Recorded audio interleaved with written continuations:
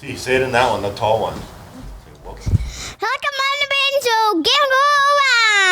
Wait, I know. That's not even English. Let's go, baby. No, into here. Let's go, baby. Let's go, baby. No, you gotta say it clear, otherwise you won't be able to hear it. Let's go, baby. It should be good. Is it good? Yeah. This is in here. Okay, good to go. Awesome. Man, remember that picture? I wish I could. I wonder if I could find it. Of me. Was that 12 years ago? Yeah, I was actually just telling my son this before I left. I was No like, way. Cause yeah, can I was he showing like? him pictures of you, your Instagram stuff. And I was like, yeah, you bodybuilds, whatever. And he's like, oh, I have never met him. I said, funny enough, he's one of the first people to hold you. Yeah. So what are the chances, eh? I don't know. I feel like I would have that picture somewhere way back, but that's crazy. That was 12 years ago. Yeah, I probably do have it He somewhere. turns 13 this summer, so yeah, it's Crazy. Becoming a teenager. Does he play football? Like he still plays football, or like he gave up on football, and then he went to soccer, and then he's really into wrestling right now. So Oh, nice. Sick, nice. he's wrestling, and we got him in jiu-jitsu as well too. So I think both him and his sister in jiu-jitsu, and they're loving that. Oh, sweet. And then where's which one's in gymnastics? The girl as well. So she's gymnastics, jiu-jitsu, and he's wrestling, jiu-jitsu. How old's gymnastics? She started when she was 4. She's 7 now. Oh, so Yeah, wow. but she's like in the competitive stream of that. T's doing cheer, Yeah. and she just started doing that, and it's like, again, it's hard. 4 is probably so much. Oh, it is obviously a crazy difference. Yeah. You gonna have any more? No, we're done now. Yeah. For sure done. And then it's like, are you still in London? Yeah, I'm actually still in London. I'm actually moving to Montreal this summer, so I'm starting up my own lab there at one of the hospitals. They've recruited me out there to help. Did you go? Were you in the States at all? No, so I've had like this kind of like turbulent back and forth. Supposed to leave, so I was originally supposed to go to the Mayo Clinic in Rochester, and then the guy I was going to work for got fired a month before I showed up. Work for, yeah. Yeah. So they're like, I could have went, but then who I was going to work for was kind of Not the iffy, same. yeah, and I kind of decided to stay for a bit, and then was ready to leave again, either to Toronto or Cornell in New York, and that's when COVID hit. And so I had made the decision to go to Toronto, but they had shifted all of their HR staff to manning the hospital, so they weren't giving me a contract or anything. Yeah. And I was kind of in this like, limbo. Yeah, limbo of like ending my previous position and trying to find the next one. So during that time, I had one of my supervisors here in London that I was working for reach out to me, and he's like, I have a project that I think would be great for you, and she's up in Kingston, Queens. Yeah. And so, would you mind staying, kind of thing, and would you work with her? And so that actually ended up taking my research away from stem cells, and it was now freaking more cancer, and I've been doing that, I guess, since the last 4 years or so. So do you just draw, like, is that what you wanted to do? So I think I originally wanted to do stem cells, I think, when I got into research, and I still have interest in it. I think I've just evolved, like really, I'm like a chef, so I guess you kind of evolve your culinary skills, your culinary taste. So like I've learned a little bit of Italian, you learn French, and then you start to make your own fusion, right? And so, I mean, the one thing that's become now the kind of the keystone to what I do is the actual equipment or technique that I use, which is called proteomics, or the study of proteins in global systems. So it doesn't matter if it's a plant, a lobster, or a human. Yeah. The machine I'm using can detect it, and so we can really using these to look for. And that's like something that's previously engineered, or that's the machine. Yeah, that's previous. Like, yeah. So these are the machine's called a mass spectrometer, and there's tons of different variations. There's the simplest ones are for bomb screening in airports.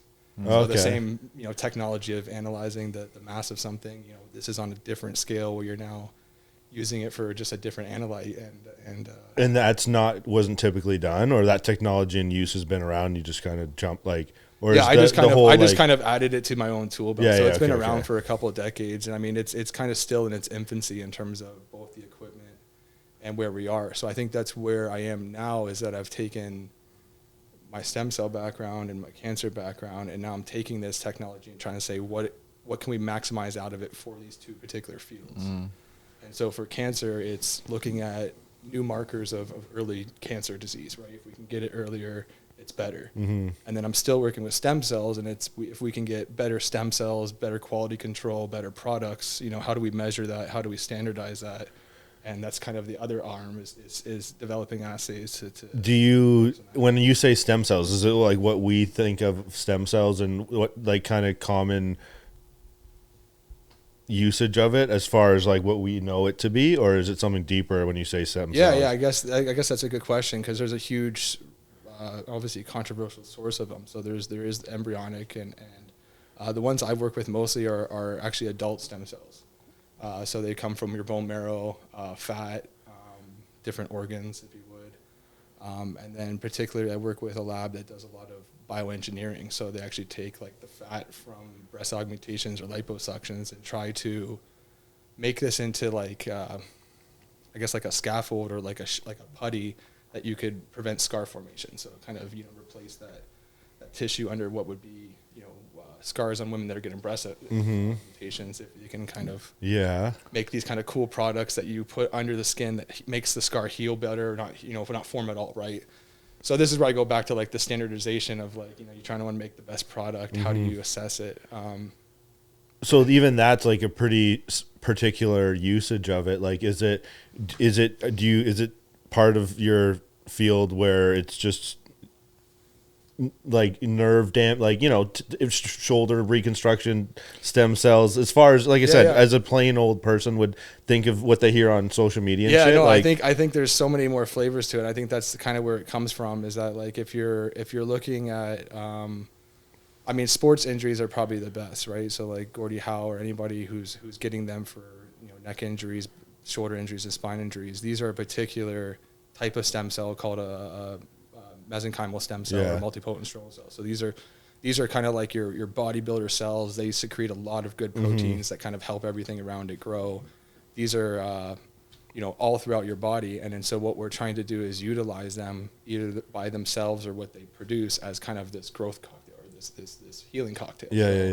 You take the cells, you get them injected in the shoulder, and it's not that it replaces. I think we're finding it doesn't necessarily replace the tissue effectively. What it does is reduce a lot of that inflammation, which is snowballs and to everything else. It really deteriorates. Is it also like something where, again, typical bro science, like are you limited in Canada to kind of usages and like certain kinds that you can, like, from what I've heard, or like not in Canada, I don't think so. From my experience, I think everybody's using anything from embryonic to adult, and then there's even what's called like induced pluripotent, so being able to like take your skin and reconvert it back to the stem cell like state. Is there any of them that are like useless as far as main so consumption? I think this is the concern, right? So it's kind of this paradox where if you go to embryonic or these pluripotent ones, which have the ability to form any tissue in the body, at that same time they have the same ability to form cancer or some type what's called teratoma. So this is where using those, I think, is very dangerous, and is what has been one of the main limitations and kind of like the holdbacks of them actually reaching the clinic. From a mainstream consumer, like, you don't ever hear, but like, is that something that it does happen often, but kind of gets pushed under the rug? Because like you hear of so many people going to wherever to get, it's fixed, but you never hear like, actually, it turned out it was the wrong decision to make for what state my body was in at the time or something. Yeah, and I think this is kind of where we're figuring out, is that you don't necessarily want to take the stem cell itself and just shove it into somebody, right? Because you have this potential. And so I think the most promising, or one of the most promising therapies out there is for type 1 diabetes. So this is juvenile diabetes, where they're missing insulin cells in the pancreas. And so again, either embryonic source or whatever have you be, is they're actually growing these in a dish all the way to insulin producing cells, and then putting these into the patient and showing that you can maintain blood sugar there. So when you source it, like, where do you source it from? Like, from a bone marrow Yeah. example, like whose bone marrow? Yeah, so usually this would be usually it's through a collaboration with like a leukemia specialist. So this is usually like siblings that are doing bone marrow transplants, and they only need certain volume and whatever's left over. Yeah, They yeah. call us and they say, hey, we have a little bit extra. We can get the consent from the patient. Do you want it for your own studies? Is that something that limits you? Like, is there an excess That is amount a huge, of it, yeah. or is No, it like that is a like, big limit. That was a big limitation, and I know it is even now. I mean, even when it comes down to, I think even some of the cancer samples, it can be limiting to get them from the patient, because that's not their main. I mean, to be fair, that's not their main focus when they're coming into the hospital to be treated. They're really worried about donating their of course, right? yeah. So a lot of the times especially if they're in a bad state, it's get the patient treated. Mm-hmm. Right? And at that point, it's Is this I don't know if this is an appropriate. Have you ever used them? stem cells. Yeah. As like a personal. Yeah, no, yeah, yeah. no, not at all. No. I guess I wouldn't have. I don't trusted. Yeah. There's no trust in that, or yeah. I just wouldn't trust that at that point, I guess. So what about compatibility with the person? So when you take it from like somebody else to put it to somebody else, like how compatible is that? So that's a great question, because that's exactly one of the things that, again, is another concern if you're using these adult ones, right? So they don't form tumors, but you can have these bad immune reactions, just like someone blood else, transfusion, yeah. right?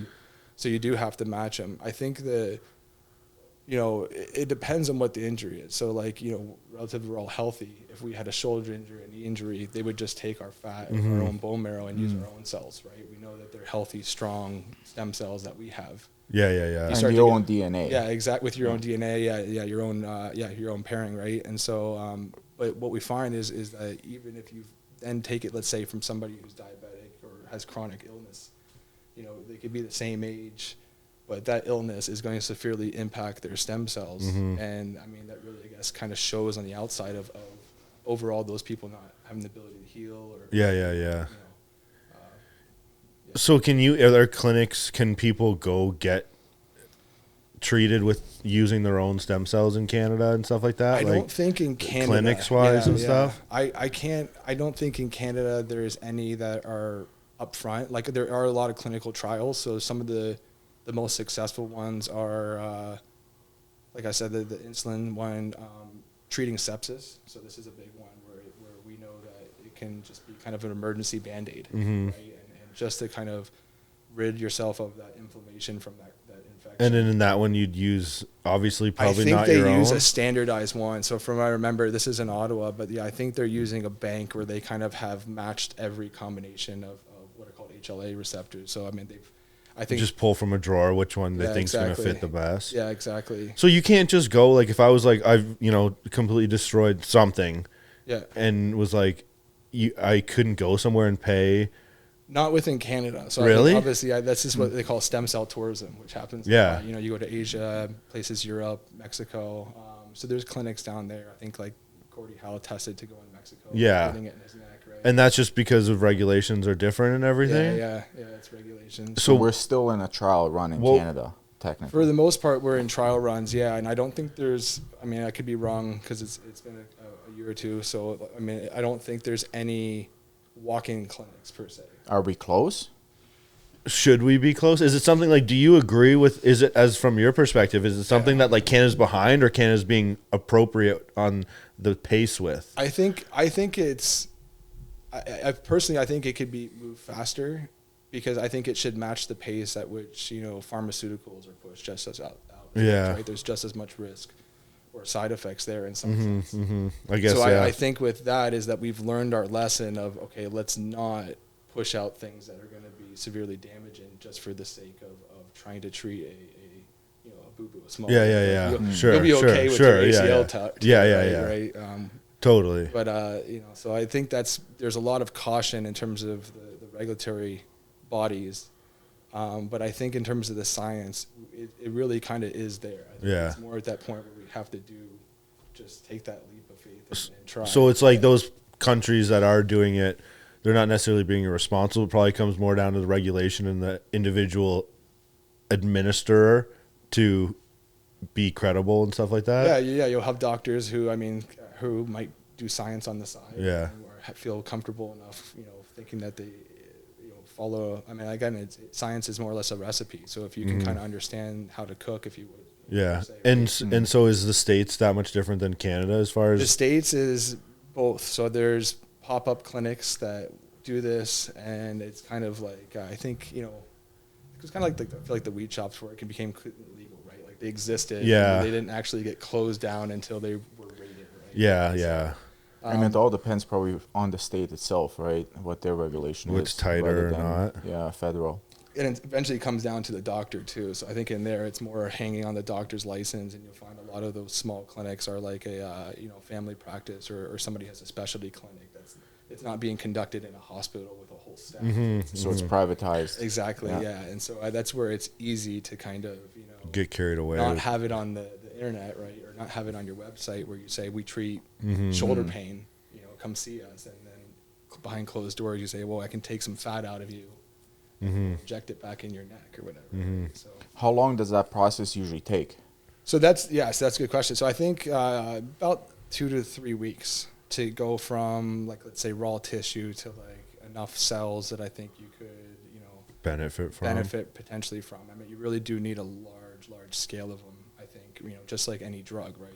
As you get larger in size. And is that like a volume? Is it a physical volume thing, or is that just like nothing that I can comprehend? It's not on that type of like when you say large amount. Is it like you just can't fit that much sheer volume in grow someone? Cells, I think, is the idea. So I think a lot of them will quantify it based on the number of cells that you're injecting in somebody, right? And so that takes some type of scaling production of okay, it takes you start with 1 million.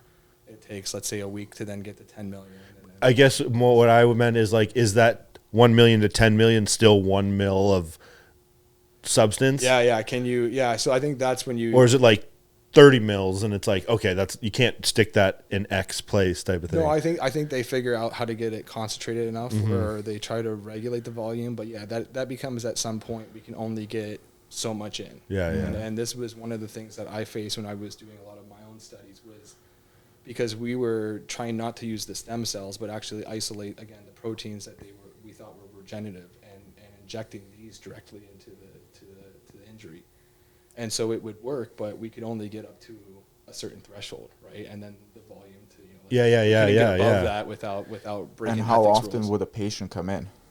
So this was still like in mouse studies. Okay. Yeah. So this was still in mouse studies, but it's still the same principle when you get into patient studies, right? You can only put so much volume. And are you? This is kind of not off topic necessarily, but like, what's your long 10 years? Is it always just research and development, or is it like application and like if things change in 10 years and you could run an awesome clinic and it was treating with people in the way you found effective, like is that where you want to go? Or it's like I want to just provide the right development and technology and everything for. Yeah, so I think that's the next step for me actually is the shop in Montreal that I'm getting set up is to work directly with the clinicians there. So it will be method development, but the idea is if whatever I find can be translated right into the clinic. So if we think we have a marker of early ovarian cancer, which is a huge need, then we can start testing that out. Right? And like this is my ignorance, but is it like are you hands on with patients at that point, or it's still like kind of one I'm step not removed? hands-on patient, so I'm kind of removed, I guess, in some sense. So I'll be there like I'll be there in the operating room because I want that part of the tumor, and I'll take that tumor and bring it back to my lab. Whatever I have with my findings, then we'll kind of meet as a hospital, right? Yeah. And if they find the data promising enough, we can set up a small clinical trial. That's right? crazy. Yeah, it So is. I mean, this is both with looking for disease itself, but personalized medicine. So should this person get this drug versus this drug, and then really in the end using AI to kind of predict this stuff. Yeah, Yeah. So I collect the data, I use AI, and then kind of figure out Has that made things How change different the are you- trajectory of things for you? Like, is it a huge tool, or is it just kind of it's a something you can huge add to the tool. arsenal? I don't think it's as like scary and powerful like Terminator. People, it's going to take over the world. It is really dumb. It is like it's like having a conversation with like a middle schooler or high schooler a lot of times that just knows a lot. What's right? he feel like talking to I us? know. Then? it's And it's not, like but I even just- the I get what difference- you're saying, But even but- the difference, you did the research like 10 years ago where AI Yeah. didn't technically exist, right? To compare what it is now and like how much more efficient it is for yourself as well. Yeah, so there's the AI with like the ChatGPT, right? The language models that we think about, and then like there's also self-driving cars is a different type, and even the one I'm using is an even simpler type or a different type from Yeah. those, right? So I mean, but all integrated. I mean, we've started talking as a community, right, of even using that kind of ChatGPT language model to understand how cells talk to each other. Yeah. So if you can decode what they're saying and convert those to words or some type of sentence structure, And it's just probably something that no human could spend the amount of time on to figure it out. Can't Like, comprehend. It's beyond. I mean, I try, and I mean, it's beyond multiple dimensions, right? I mean, time. Like we don't have the technological capabilities to look at them every millisecond. yeah. You know, like we can speak and come across a lot of ideas within a minute. Yeah, totally. That's the same idea within, on that small scale, I think. Yeah. That's crazy. So how, like, are you going there? You said for sure. Yeah. So, So the whole family, everything. the whole family is move. moving there. Yeah. And so I'll be starting my own lab there at the University of Montreal, one of the hospitals. Do And you speak French? Very rusty. Yeah. So I took it a lot when I lived in Louisiana because it was mandatory there, but I got to rebrush up on it. So Yeah, I have 3 years to learn it before I'm required to teach, but science is done in English, so that's the Yeah. So I'll be all right there. Where in Montreal? Like towards like the, I guess it'd be Old Port area, like South Shore area. Yeah. Sweet. Close to the lab. Close to the lab. Yeah. Oh yeah, I actually don't know where I'm moving yet. Yeah, so I think okay. that's where we're still looking. Yeah. Sorry, we're probably gonna just live on the other side of the river there. Is where we're Nice. There's a couple more English prominent communities. I think that we'll try to Yeah, seriously. stick to first, just for the sake of the family. Do you have to travel a lot now, or like have you in the like? Less since COVID, but yeah, I usually would be going on a conference like 2 or 3 times a year. Yeah. One national and one international, which is always fun. And it's all over, always All different. over, yeah. So this year I was supposed to go to Austria. I've just, with the whole move now, it's kind of come up in the way. But Do you ever go back to Windsor? rarely anymore. I really stopped going when my mom moved away there. Yeah, I went a little bit during COVID just because I knew people, but haven't been down there in probably a couple years. Yeah. I don't really go. I mean, my mom and dad and brother and stuff are still there, but now with Tatum up here, usually they come up here and visit, but yeah, Windsor. So I know him from Windsor. Did I ever tell you that? So you guys went to school together? No, but you went to Massey, right? I went to Massey. I would have met you through Stefano. Yeah. You Yeah, guys both went to Holy Names. yeah. So where'd you meet then? Mutual friend, like Stefano, Yeah. I guess. Yeah, up here in London about 14 years ago. Yeah, about a year before my son was born. I guess, but did I know you in Windsor? Not really. Not maybe really, just I like don't kind think of so. Maybe just through word of secondhand mouth. type I of mean, thing. maybe yeah, with all the nonsense I got up to. But like, I don't know. That's crazy. So you started studying at Western? I did. I started studying at Western. I did my Ph.D. there, and then I've been working for Queens, but working out of Western. So I kind of, that's what I said. This skill I have with this proteomics, they don't have the equipment there at Queens. I was gonna say, is that somewhere that like? It's not everywhere, and it's not. It's again, it goes outdated very quickly. So it's kind of one of these. It has to be. Constantly replaced. Yeah. You want to have the top model. Is Montreal like the headquarters for it, or is it just getting? Are you bringing it I'm there, or bringing is there. it? So yeah. the hospital itself, I mean, they have people at the university that have this similar specialty, but the hospital itself doesn't have this facility and doesn't have the biology expertise that I have as well too. Which is Yeah. what they're looking for. How many do they have in Canada, let's say? Proteomics, it's a small community. I mean, I would say you probably have maybe A handful? Yeah, I want to say like 20 labs. Oh, okay. And you guys are all still, you guys communicate with each We all other? communicate, yeah. But everybody's doing their own kind of thing, which is interesting in itself. I mean, like I'm completely looking looking at cancer and stem cells with this really, refined focus, and other people are looking at, pesticides and like soil, right? And it's the same machine, same lab. Yeah. Wow. What else? Not the same lab, but just the same kind of principle with the same equipment, anyways. Are there other some like? Is there some other like usages that people are researching with? Like, I think there's some out east, with like lobsters, like the fisheries will use them and stuff, right? Because you test some of the fish meat and you say, is there anything, specifically bacteria contamination, right? So.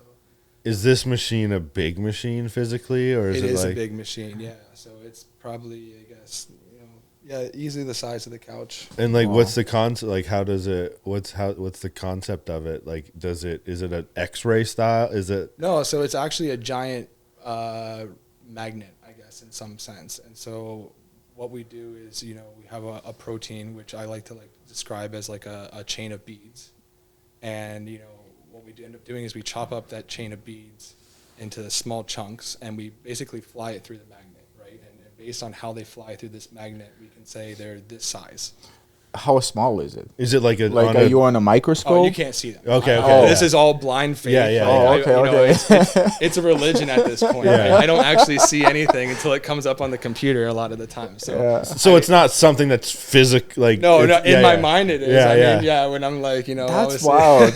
So you can't even like physically. You can't. See I have to envision this happening whenever I'm planning these experiments out. You just get data, and then I get the data, and then I have to look at the data and say, is this good data to begin with? Like, there's some qualities in there, and then from this data, what can I learn? And, what's the data look like? Is it numbers? It's numbers, yeah. So it would be like it'd be bunch of ones and zeros. no, it's more like so if we go, so you have 20,000 genes in your body that can code proteins, right? Okay. And so we're basically looking, of those 20,000, how many of those proteins we identify. It's usually some order of like 7,000, 8,000 or so. So I have 7,000 or 8,000 different things I'm looking at, each with a I guess a weight to it, right? Like an intensity. So I feel like something like AI is where that just makes something instant, as far as like breaking that down or analyzing. Does AI then go analyze that data? You have to direct it. See, I guess so. If I have like, let's just say protein A, B, and C, and then only B is important to the cancer diagnosis, right? For me, just looking at the numbers, I can't tell per se necessarily, but I mean, if you start to get AI, it might suggest something, and then you go and look at that further, and validate that. So I mean, it's really, it's just, I guess it's like, weighing things, right? How much does something weigh? Is there more of something in this sample versus the other? This is another, again, kind of off topic, but I've been thinking about this. In the last, like, as any your time of doing research and development, has there ever been a moment where you're just like in disbelief at something you see, whether it's positive, negative, a result of a test? Like, I'm thinking so cliche, even a discovery, like breakthrough scientist moment where you're like, I something did like this. that. I mean, maybe it's something you can't even say, to be honest.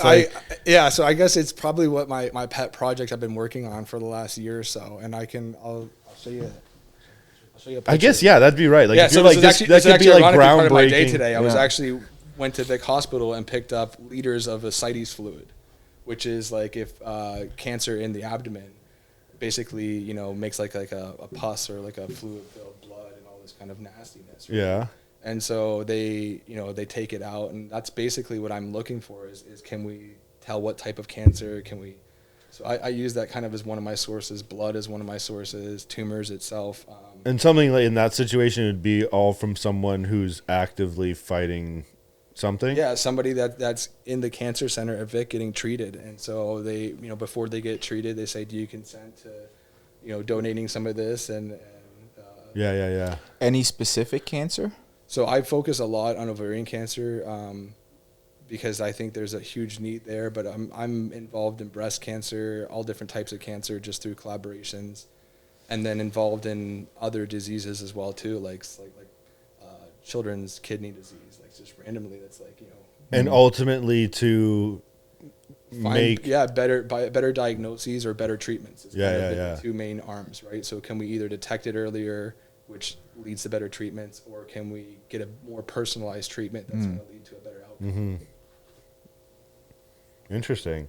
So this is where I was picking up today. So just liters of fluid. No way, eh? So this is, I mean, keep this, and then And is that like a huge, like, will that last you a decent that will amount last of... me a while, yeah. So that's liters, right? And so I guess this is where you're going back to anything breakthrough. I am, so to me, it's like these are from people that have really bad cancer. So like you're talking, again, liters of fluid. But this fluid is not normal in healthy people. So if you can start to see it at a very small volume, that's the more important stuff to me. And so I've gotten, I guess, the method, I guess, down to like a fifth of a teardrop that you would need. So in terms of like taking a sample. And that application, is that something that's like, I realize that it may be a long-term thing, but like, is that something that essentially would be some generic testing that would be find out? Like, yeah, that could be, it could be also exclusive to Montreal for a while, right? And so I think, like, for instance, the plan is you have a woman come in with abdomen pain, pelvic pain that's usually non-specific in terms of cancer, endometriosis, period. Like, it's hard to diagnose women. And so if you do an ultrasound and you start to see, a fluid pocket, right, whether it's like a ruptured cyst from the ovary or just, you don't really know what the fluids come in, can we biopsy that fluid? And then I analyze it and tell you what the composition is. And with this AI that we've trained, it can say, hey, there's a good chance that this is ovarian cancer. And you maybe not treat right away, but then you're able to follow that person a little bit more closer. Hey, come back in a week or two. and that would be 6 months. Generally ahead of the next best thing in line. Right now, you're talking more than 80% of the women are diagnosed in late stage because it's it's non-specific. It's just pain down here, right? There's nothing that screams like skin cancer. Hey, I have a big black mass on my skin, right? This is all inside, and and how developed it is by the time pain actually hits. So you might not even really have any known, call them side effects at this point of like getting tested. Like, would this just be something that it's suggested that women do to get this, like... Yeah, I don't think you do it with everybody, but I think it's something like if you have a woman that's coming back repeatedly for pelvic pain, right? And then you just so happen to catch this fluid pocket on an ultrasound. Versus just going around and around and around until it's like, it's develop into something more where... Right. And that's it. It's a really big silent killer. It's exactly it. A lot of it stays asymptomatic or no symptoms until it's already large and it's spread to other organs, and then it's really hard to treat. So going back to the moment is like, was there some... Oh, so when you saw that teardrop test... When I got it from what was the standard of, let's say, like 5 teardrops down to a fifth of a single teardrop, it was like, okay, now we're going somewhere. I can see how that would be like. And so now we've gotten such a small volume that, again, I think that if we can catch these women early enough, this is huge. And really this idea ironically came out with a conversation of somebody that was trying to get kids with, like, I think epilepsy or something, right? Something to do with kids and their brain. But he was saying, I want to do spinal fluid. But the amount of volume I get from spinal fluid is way too small in a kid to do anything with it. Is there anything you can think of, right? Yeah. And so that was 2 years ago, and I kind of came across some technologies, started to put them together, and is like something like you're talking fluid in stomach and stuff, like, does the same thing apply? It would be the same. So I've tried it on blood. I've tried it now on this ascites fluid, but I mean that would be the next step is to take this same type again recipe, right? And you're just switching out the ingredients, so it's not blood anymore. It's spinal fluid. It's whatever happens in urine, anything, right? Any type of body fluid could have potentially diagnostic capacity. Crazy. So you were just like, you felt good when you realized that. It felt good because it's just one of those. I think that was like probably the biggest challenge I foresaw, right? Yeah. Because that's the. So it was on purpose too. It's on purpose, yeah, because I'm trying to see how low can I go, right? Like, and that's exactly it, because if you can go super low, if you can go with even a needle that doesn't hurt somebody, I don't need to pull out 3 liters. I need like a very tiny drop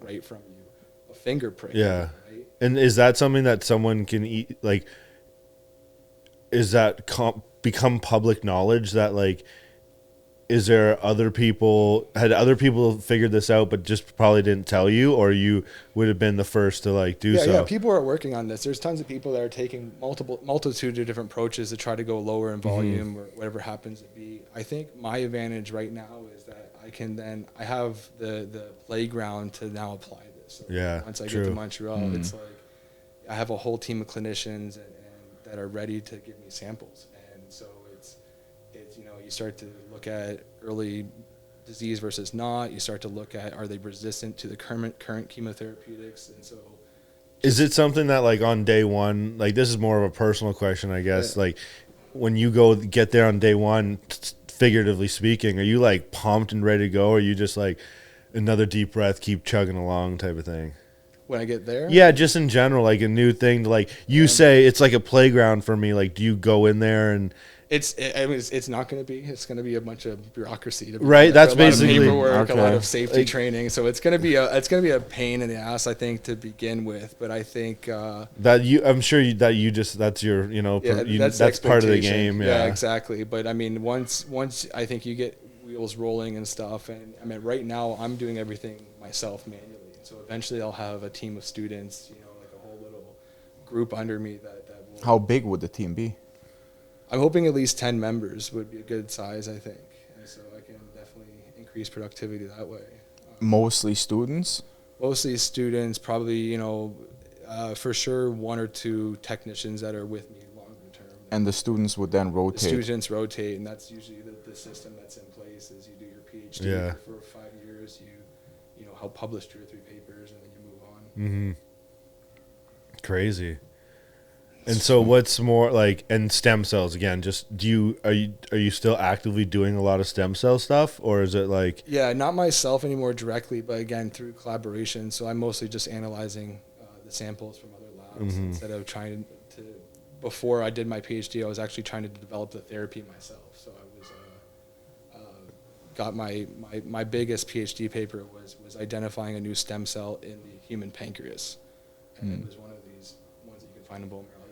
Nobody had really done this before, and showed that you could take this and then not take the cells itself, but take what they make as a cocktail and regenerate blood vessels, regenerate tissue. And that was this is probably a naive question. Is there a lot of undiscoveradables in the human body, like, or is it everything been so dissected now? It's just a matter of like digging deeper into like.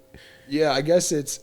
Maybe on the surface, it's been mostly discovered. I think kind of just like the world, right? Like we kind of generally know that there's no more lost islands out in the Pacific or Atlantic. But some of those islands probably don't get visited ever. You dig 6 feet down, and all of a sudden you found treasure. You found, like there's obviously a lot more once you dig deeper into things. And then, again, this idea of time and looking at things over time, which we really haven't been able to do effectively as science, right? Yeah. You change on a day-to-day. I change on a day-to-day. And we're trying to sample, take snapshots of things and put these crazy stories together for ourselves. Yeah, that's my personal opinion, I guess. It just takes do you work a ton? Do I work a ton? Yeah, like is it 16-hour days every day? It's crazy, yeah. So it's a different lifestyle than I think most people, because I don't have it's not a 9 to 5. Yeah. There'll be some days where I just I'd say, okay, I'm not gonna actually do anything today. I might read a paper. Probably not even weekends, like. Yeah, I work weekends, but I mean a lot of it's writing. So a lot of my stuff is coding, writing, reading, right? And so all of that is computer based, which I can do at night. I can do on weekends.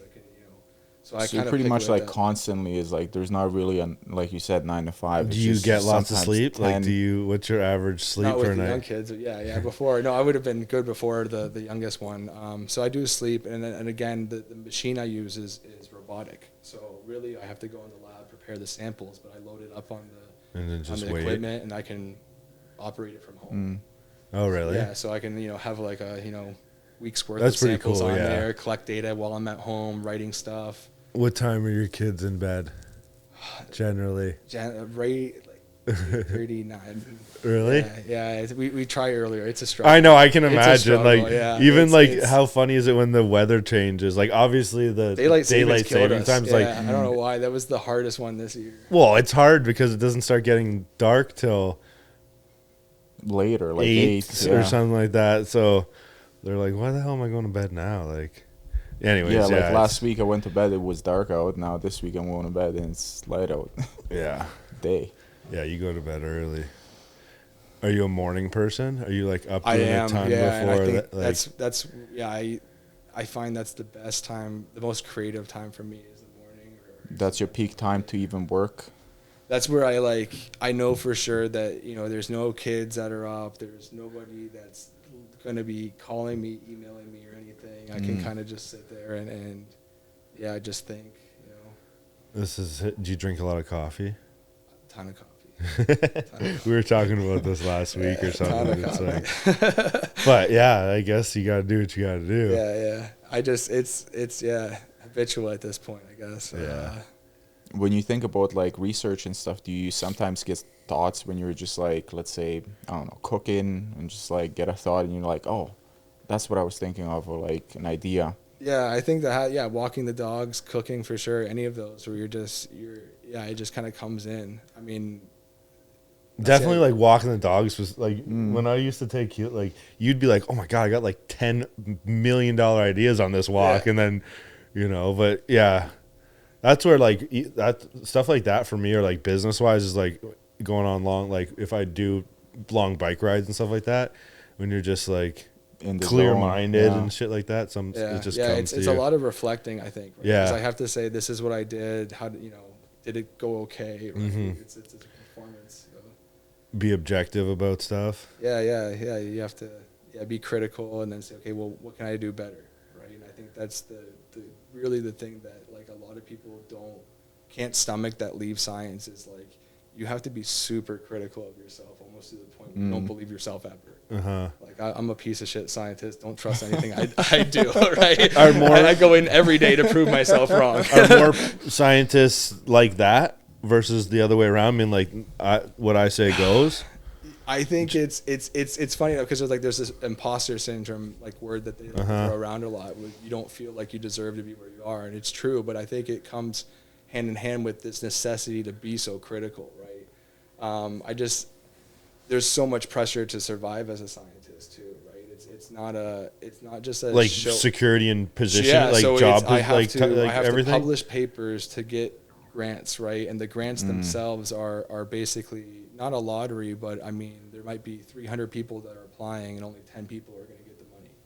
So I have to convince people of my project being the best. Is that something that comes easy, like with your skill and or the specifics, yeah. like, or is it always a struggle for everyone? It's kind of just always like a struggle always a for grind. everybody. Yeah, and it's sometimes it's a gambit. It really is a gambit because it's done by your peers. So Yeah. I'll review other people's grants and then they review mine and stuff. And so I've seen successful scientists struggle not to get funding for a certain project. But what you do is you take money from a different project to kind of keep it going, and that's the kind of the system. Yeah, I'm sure it's just a juggle. But too. if you can't get that first, I guess, snowball going, right? Like if you can't get that first chunk of money to help you get the next chunks of money, and I'm sure it's like you're cut off and done. Huge scale. But is this something that's like funding is like 10 grand or 10 million or somewhere in the? It depends. So I know it it's varies. probably it sounds like a lot, but I mean, like a true project would be at least $100,000 a year. I would need to run in a single project. And is it something that always, like, how many projects or funded projects does a scientist and or yourself like started and closed in their career? Is that something that you do each Or is year, there or like is it funding that don't think stops it's- like halfway? Yeah, I think it's more of like, and it's more of like being a musical artist or something. There's not really like you're ever really finished. I guess you could change genres if you wanted to and be a Beyonce or something. But you're just evolving. You're probably constantly whatever. evolving, and really, I think what you're trying to do is paint like this big masterpiece of Yeah. your career, right? So this whole idea of what I'm going for with this early detection and stuff. Yeah. I mean, I might do that to the end of my career, Yeah. and that's what I'll hang my hat on and be known for. Is there?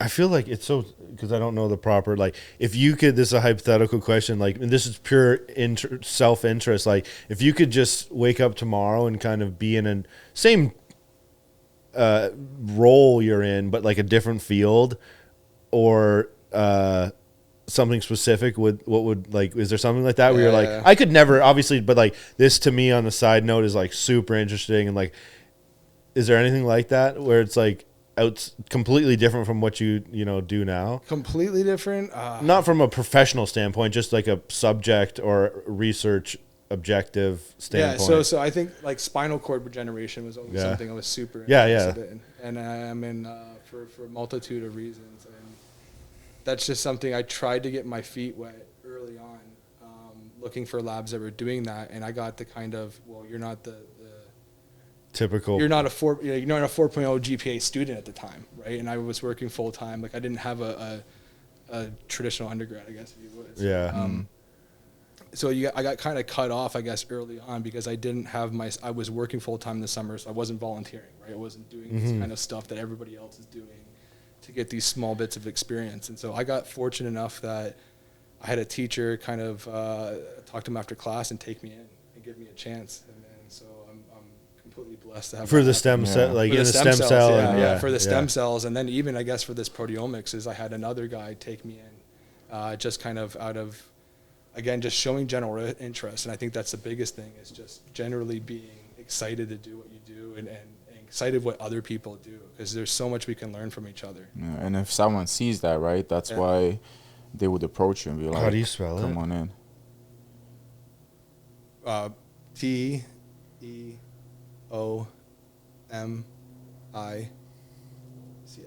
Yeah, so this is like the cousin of genomics, which would be like the study of your DNA, but this is. I want to see them. Is that what the machine would be called? So it's this machine right here on the second row. See, I'm looking at nothing. There's no machines in this. Right there, like second. Right there. Yeah, I'm like, look, he's calling this. He's a machine. like second row. I was like, all right, what looks like a machine? Yeah. So here's a good idea of it, right? So you got these your cells, so you got your proteins, and then you chop them up, and then you run them on the machine. Yeah. Is there countries that are leading this field, or is it you? No, it's pretty universal. Yeah, it's pretty universal. Everyone's on more or less leading the same field. There's some big experts out there. Like I think there's one in Denmark. Germany's got some people. U.S. has obviously people there. Yeah, but there wasn't someone that's like has technology you don't necessarily have access to. No, everybody has the same equipment. It's kind of like everybody has the same kitchen more or less. It's what are you doing inside that kitchen? So I don't think anybody's. How often does the machine get replaced to a newer model? I think you try to replace it every 10 years for sure, but you want to kind of be getting a new machine every 5 years. And so that's still a long time. You'll have the old ones that are so still have there. You been hands-on with new generation since you started playing with it? Yes, yeah. So that was actually funny enough, back to the not going to Toronto or Cornell. The guy was like, well, I got this grant to get a new piece of equipment. You'll be one of the first in Canada to use it. That's sick. And that was 2020. Cut the story short, COVID, and it doesn't show up till 2022. No way. Oh. So I had a lot of free time, and this is what I said, a lot of free time as a scientist where I'm using old equipment, and so I took this opportunity to get better at coding, develop AI skills, and then really kind of, try to take things to the next level. Are you young in your field? I'm relatively young, yeah. I'm right on pace, I guess. Yeah. I mean, it's an extensive. So you do a Ph.D. after your undergrad. So let's say 4 years PhD, 4 years undergrad, 5 years PhD. And then traditionally what you do is called a postdoc, which again, like I always said, like if you did a PhD in Italian, you want to go learn Japanese, right? Yeah. So a postdoc can be 2 years to 5 years. Some people do multiple postdocs. I did one, and so that's where I learned all of this breast cancer, ovarian cancer, gynecological cancers from who's one of the top experts in Canada, who's in Queens. So that has been an interesting 4 years to kind of reshape my knowledge base from exclusively stem cells to now, what are the issues for all these different things that are going on. So I could get this, I could have this wrong a little bit too, but like I'm just going back to like what you said about like, relieving or minimizing stuff like scar tissue and stuff like that. Like that's the stem cell part of it. Is that more of like a not necessarily literal cosmetic side of it, but like a less life-saving side of it. So I think I don't know what the word. Yeah, no. Kinda So I guess more of a it is superficial. cosmetics. Yeah. So I think the most of her stuff is the main person. Most of her stuff is cosmetic, right? So she's looking at like deep scars, breast augmentations. But I think there's other applications that just haven't been explored. Yeah, that right? could mean And like so, when I say cosmetics too, like it could mean someone has something drastic, happen to them, and well, it's taking that same. So I guess actually, now that I think about it, what she's doing is so moving away from fat. Now I think one of her projects is she's working on the intervertebral disc. So everybody has back problems. Yeah. So these degrade over time, and this is a tissue, right? And so the idea is can she mimic that tissue as almost a replacement, or get that tissue to regenerate without going to the full. What's the stem cell that just mimics any without going to like an embryonic or pluripotent. So this would be using the body's own natural healing capability, but what you're doing is putting in essentially like a new foundation to a house to be built on, right? Instead of trying to build the foundation on this house that's falling apart and flooding and whatnot, you can kind of come in and patch the repairs, and you have this complete new foundation for the body to regenerate. Wow. And again, maybe not to when it comes to a patient, it's not necessarily getting back to 100% all the time, right? 50% alleviation of the pain can do wonders for people. So that's where we have to kind of have realistic expectations, right? You're not going to completely because arguably that's the life-changing side of it for someone who has something that does impact their quality of life and things like that. To be able to even get them back into like something that's just mediocre or out of a hole of even just the longevity, right? Being able to throw a ball into your 60s or 70s as opposed to seizing up, or I don't know. And then at that point, does it become something that's more of a maintenance thing? Like, I mean, it could be. I mean, that's where I see it. Like, that's where I have a business side to me where I'm like, that's a perfect business, right? That's a huge market where people are always going to be injured. People are old. People want to feel good, right? And so there's just the big red tape of like, how do you get it tested, and where do you test it, and how do you get approved? So there is that business side of you that like, would if you're like, okay, how do you do it? You tell us how to do it, where it's feasible, monitorable, and everything else. Like, that would be something that would be cool to you to do. Is like that would be the ultimate idea. Would be to have. I mean, a lot of scientists end up having their own companies, so they have a small company on the side of something that they've discovered as another source of income, or just a way of kind of having while doing research and whatever while development. Still working for the university or whatever. This just kind of helps them separate it from the university, if you would. So a little side hustle. So that would be it with this whole mechanism of very small fluid profiling, let's call it, right? Like, that could be a service. And is that something you trade? Like, I could. I do now. I barter now, where I'm like, hey, I need this piece of equipment that costs about $2,000. I don't want to buy it. I'll do $4,000 of work for you, and you buy me the equipment. Right? And so that way I don't have to have I don't have to go through books or whatever. And something like that, is that like you buy the equipment? Like, do you own any of this stuff? Not personally, no. It's so this kind is of to the lab. Most universities end up owning it in the end, like once they get the lawyers and stuff. Yeah. But did you get grants for some of these? I get grants. So I have money that is exclusively mine that I determine what to go with what projects. Yeah. And so, I mean, a lot of, this piece of equipment here, not the equipment itself, but on the front end, there's like something that you would change out, like tires. Like once every 2 months. Who makes this equipment? Thermo. There's a couple of different people, but I mean, San Jose and Germany are the two main hubs of this. But Thermo Fisher, which is They're two separate companies, yeah. Thermo Fisher is the one company. I think there's Bruker. There's several companies. Some of them have headquarters in Canada, but essentially the machine is the same. It's not like they're trying to sell you as like, I'll give you this equipment because it's this battery lasts. There is two different flavors. So there is like a Windows Mac competition going on right now in terms of how do you detect things, I guess, or how do you make these things fly. There's different flavors, if you would. In the end, the data is the same, right? It's this like this protein's up here, this protein's down here. It's how are you measuring The that trends protein? are the same kind of thing. Right? And so it's kind of more, again, do you want a Mac or do you want? Yeah, yeah. Do you teach? I do teach. I was teaching up until last year. I was teaching a stem cell course actually, so I was still involved that way, and kind of early. Is any of that is it in class? Yeah, that was all in class. Yeah. Yeah. So that's all in class, 4th year class. So Do you like doing that? it is fun. How It many is students?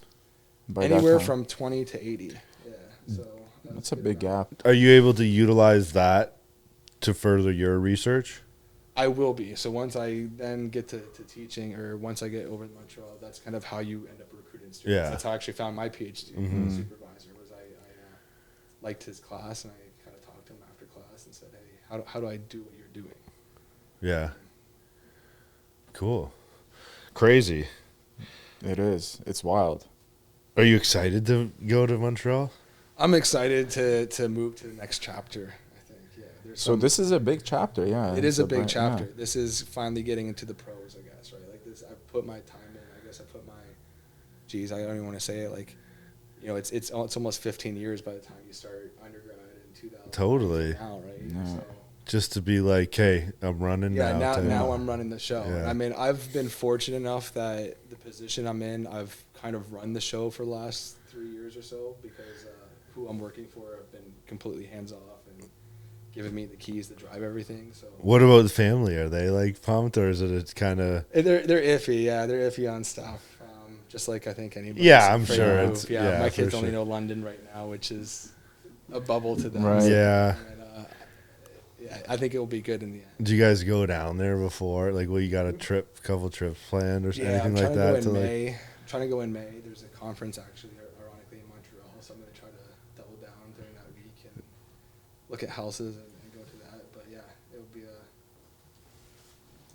exciting. I think Yeah, there's it's more just to part do, of right? life There's so much too, more yeah. to do there. Yeah. too, Yeah. and Yeah, you're going from a small bubble to like a big time city. like especially in your Yeah. career too, right? Yeah, like yeah. it's just like so many more, I'm sure, doors and connections and network and opportunities come up. which I never would have thought I would be here. Like, Really? I look back to, when we first met. I mean, you never would have guessed where. Yeah, who I am, totally. Right. And it's honestly been a series of just showing interest and being in the place of the right time. Yeah. I mean, I've not say I haven't ever sent out a resume, but I've been fortunate enough to literally almost every step of my career has All the been, pieces were like have been meeting people, Yeah. right, or have been talking to somebody as opposed to seeking out an opportunity. Yeah. And I've just let Do you things come into people or like peers that you've like worked with or gone to school with, like is there anyone that's from that core still? I know it's like maybe that's more on a personal level or anything, but like have you watched, maybe just in this profession in general, do people just slowly drop off? Yeah, so I started a PhD with a guy, and I mean, brilliant guy, and we became really good friends. But I mean, he did his postdoc, so he did his PhD, and then he went to Harvard actually for that next training, if you would. And I think you have to have like a different skill set, right? It's not just being smart. It's not just being totally. Like, I'm messy, so I won't really say organized, but But you have to have a people different skills too, expertise right? too. Yeah. And a lot of it comes down to people skills. Yeah. Like I find is really a lot of my success has been coming down to being able to actually work with people. Yeah.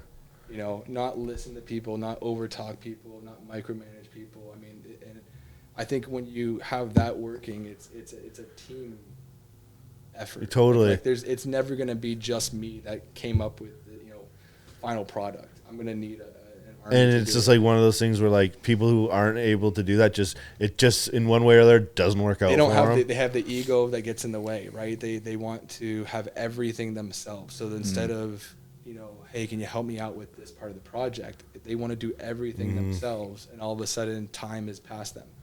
And Yeah. they're too old, or they haven't actually done anything. They've tinkered. They haven't actually gone and done the actual experiment. Some people don't like the uncertainty. I think is a big thing, right? It's like I had to gamble on myself. To say, Yeah, hey, totally. I'm gonna do. Yeah. I already did 5 years of undergrad or 4 years undergrad, I got to do another 9 years. Yeah. I got to gamble on myself that at the end of this 9 years that I'm going to be attractive enough that somebody's going to say, hey, we want you to start up your own. Lots of confidence. It too, is right? crazy, like, Yeah. because I guess that, like, it's when I open the gym, it'll be 10 years in May. Yeah. So it's like, it is wild. Right. That, A long time, like, yeah. So I think the number's like 3% of PhDs end up getting a faculty position. So it's a small percentage. Yeah. Yeah. Wow. And it's kind of crazy that you've always been at Western. I mean, Yeah, aside that's from, like, honestly that's what I said. Like I've had this completely unorthodox. right? path, Other than right? technically Yeah. Queens, I guess. Yeah, if you yeah, want Queens to. they're on working with, paper, like, but, yeah. but working here and like everything's through Queens, and actually 50% of my work is coming from Montreal already. It's been crazy because like people expect you to do your PhD and then like go to Stanford, go to Harvard, go Right. to Toronto, go to a big school. That's the traditional. You route. know what's even crazier, though, is 4 kids Yeah. at the same time. Like, That's where I took the gamble. I said, you know what, like, screw this like rat race. Like, I need to go where everybody's going. I'm gonna bank on myself. And to me, it was always learning the most skills I could because I had Plan B. Right? Plan B is if I can't stay in academia and become a professor, I got to go to biotech, like an industry. yeah. And at that point, I don't want to be, the person at the bottom of the totem pole. I want to know how everything works so that then I'm more likely to be running the shots. Are those type of guys like, when I hear like biotech, it's like, are those the type of industries and or places that are just gonna, like, guys are making $10 million a year doing Those research guys are for making a lot private? more. Yeah. Like, So that's actually where my buddy went. So after Harvard, he ended up, Boston's a big biotech hub. So he ended up hopping on a small company there that's using stem cells for sickle cell anemia and some type of blindness. and it's all more private industry type More of private thing. industry. So it's a very different rules. It's different pay, Probably lots different of structure. funding too. Yeah, Well, lots, it's like, lots of money, unlimited a lot of money stuff. probably, and Yeah. that's never been enticing to you. Like, It is, and this is we've sat on this the last year, to be honest. And actually, ironically, I just got 2 offers in the last month that were like double the Almost salary. too good to Is it tempting? Yeah, and I'm like, oh man, if I was exclusively in it for the money, right? And Yeah, I think of that's, course. And Yeah. I mean, not to say money is a huge factor, but I think I'm banking on myself that the money's going to come down the road. Yeah. And I could chase after it now, but I think I'll be pigeonholed into doing something I'm not actually passionate totally, you just Yeah. like instantly hit a Yeah, roof, yeah. set a roof over your head. about. Other I'm than chasing like, out somebody else's vision. Yeah. down to it, and right? it's so- all probably yeah, Yeah, it's like he put science first. more of a right? corporation versus like. So it's a whole different system, and I mean, I'm not opposed to it. I mean, I just think right now I'm on this chapter of my journey. as soon as Maybe- someone were to tell you do this instead of what you want to do, you're like, oh, I hate this now. And that might be the case. I might find that's why I say I really. But then you're like, yeah, I'm getting like X a year though, so do I really give a shit? Oh, if I'm over there, yeah, that's kind of what my buddies, where a lot of my friends are at, is like the pay is good enough, and you're literally 9 to 5 at that point, right? You come in, you do the task of the day, and you go home. And then you go don't hops have on to- his boat though. So Right, you go out with your extra money, and you go to a game, or you do Yeah, that whatever. would get like, old quick, you're- I'm sure, you're yeah. in the States, so you go and shoot guns. And, yeah, Take I a get, beer, but that's yeah. just if you could just roll over onto something like that, you would have probably done it a while ago. I could have done that, and I think that's where this whole academia lifestyle has helped me raise a bigger family. Yeah. which is what I've again another goal of mine along with my wife, and so You knew that from we like, knew that from a while early on. ago. We were You wanted dating, to have a that was one couple. of the things we both wanted. Lots of kids, a bigger family, and so that's a part of the plan I've had to adjust to. So it was never going to be feasible if I went to Boston or Stanford. Yeah, totally. Like I'm priced out in terms of living and no family support. Yeah. I have a lot now, but I'm like no, 2-hour drive away or whatever. Yeah. So yeah, I just took the risk and said, I'm going to put it on myself to be as enticing as I can in terms of the number of skills I have. Mhm. It's panned out in the end. I don't know. I was just, Is there one that you're chasing next? As far as like, I don't know. Again, you're talking to someone who's an idiot, so it's hard for me to articulate. But is there other breakthrough machines that you want to get access to or anything like that? That's like, Yeah, I think well, once I get there, the idea will be to actually acquire equipment and build a facility there. So how I see it within my eyes, and actually, I guess the piece, the tool or the toy I'd really like is a robotic sample handler. So like right now, I'm, like, thumb pipetting everything into one tube, next tube, right? Over 100 times a day, right? Get a robot, yeah. Exactly. I get a robot, and that's got to be a thing, right? It is a thing. It is a thing. But And reliable, it's, and it's 100. Cheapest model is $100,000. Yeah. Right? And so there's not funding sources. There's no government sources to kind of get that money. Those are in the necessarily. private labs. You either have to get it through your institute. There might be some small money that floats around every now and then, or you get a donor. You find, if you're at a hospital, it's more than likely there's a lot of people that philanthropy donate. I mean, small university like Western, I end up making friends. I go to these conferences. Ironically, I went to Seattle and met somebody in Ottawa that has the piece of equipment I need, and next thing I know, I'm sending samples to Ottawa. Man, yeah, See, true, right? And Right? it's kind of the middle ground to like do what you can. And then he sends me his stuff, and so it's kind of a trade-off of services, right? I'll fix this for you, you fix this for me. Is there anyone in particular you would want to work with, team up with, or in the past even? Is it not that type of like? Oh, that's a good question. So I work with a lot of really cool people, I would say. Like a lot of really powerful people right now.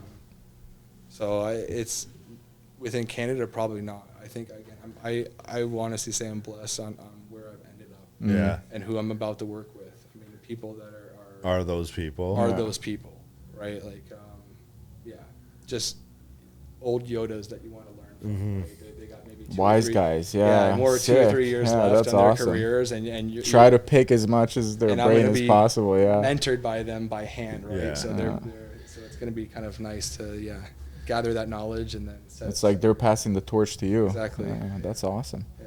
Do you coach any of the kids' teams? Oh, I did for a while. Yeah, I did my youngest or my oldest, I guess, for a while. But I mean, he's in age now that it's all school or competitive. So. Are any of them like? Is he obviously yes, but like smart or like? Can you tell? You're like, oh, you like. Some are sports players, some are brains, some are like right. No, he's definitely not a sports player. Like I think we established that. Like he likes sports, he's athletic now, but I mean he's very smart and creative, but he's gonna be like a business politician, man. He'll talk your ear off. You got to bring him by here one I will. day, I know because I don't. Yeah, like I feel like I might have run. Fuck, that still might have been 6 years ago. Like I you swear, still have been small, yeah. I swear, like I ran into you guys somewhere. But again, you even if that was 6-7 years ago, I'm like, I was gonna say that would have been when my second was born, right around when my second one was born. I think we would have seen you somewhere. Either you stopped by for a bit, or yeah. You're right. I do remember that. Yeah, you stopped by for like an hour or so, like, and that would have been like 7 years ago. Yeah, and he's be a completely different human from now till then. So what grades? Grade 12. So I got 7. Grade 7. Grade 2, and then I got a 3-year-old and a 7-month-old. Oh, nice. So it's constant chaos. Oh man, I can't even imagine. The 3-year-old boy, he's like, I don't know if you guys ever seen Wild Thornberrys, like on Nickelodeon. No. It's like an old cartoon. So it's about a family that like maybe I traveled the have, world but and, like they did like animal documentaries, but they had one of the kids was raised in the wild because they were always on these animal tours, right? And he just talked and run around like in his loincloth, and like that's my 3-year-old. Like he never has underwear on. That's so I'm like on the phone with my mom yesterday on the porch, and next thing I know, I see in the camera behind me in the porch window, he's in the window with his underwear down. Look, Grandma, I got my penis on the window. It's just like, that's so you're funny. like, oh, that's what I'm saying. It's a zoo trying to get him to bed and him quiet enough that he's not waking up the youngest, right? The other two are okay. It's just, that age is absolutely nuts. Yeah, Tatum's 5. She'll be 6 this year, so she's in SK. And it's like, I mean, it is the best thing ever too, right? But it's different. Their it's just kids are insane. It's different being a dad, I think. Yeah. It's just one. Yeah, it's one thing that I think you just have to experience. Do you still have the dogs? I don't have the 3 dogs, so all those passed, but I Yeah. have 2 new dogs. So I have Plus 2 dogs, man. Yeah. Damn. yeah. So yeah, I had a dog, and my wife had a dog when we first met, and then we fostered a third and ended up adopting her. Yeah. I had them for a while, and they all died beginning, middle of COVID. Oh, really? Yeah, so I have a 4-year-old dog now, and then a 2-year-old dog. We got Kilo passed away a year-ish ago. Yeah. And then we got Honey, so we have a little French bulldog. That's just a terror in a good way. It's not terrible, but yeah, that's wild because it's just having them in the house and everything is probably.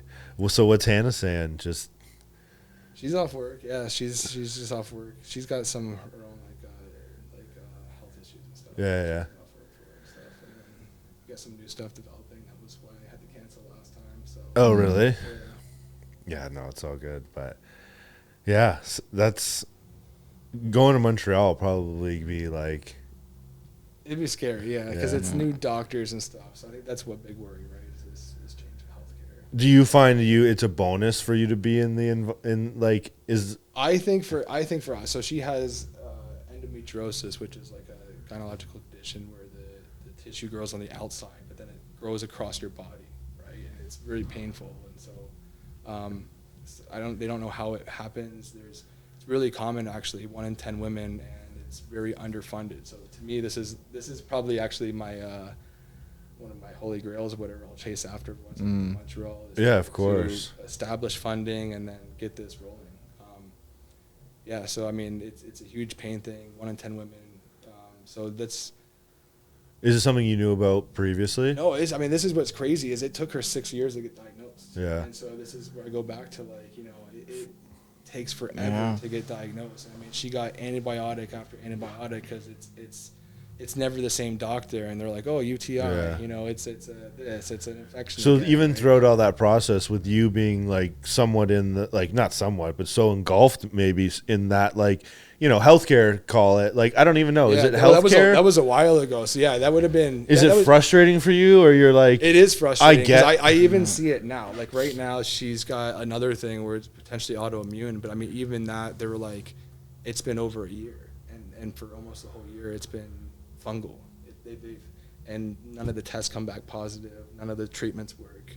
And is it like I'm again for being in that industry? Is it like you obviously know how it goes too, right? There's also like a realistic standpoint that you have to be real about. Yeah. That right? If I got to do this, it's just these are the steps you got to go through to do it. Yeah, and the one thing I've learned from my wife and from seeing these patients, because when I go to these conferences, a lot of time there's patients that actually come and talk, and they talk about how they live with cancer or how they've received this stem cell therapy and how it's helped them, whatever it's been.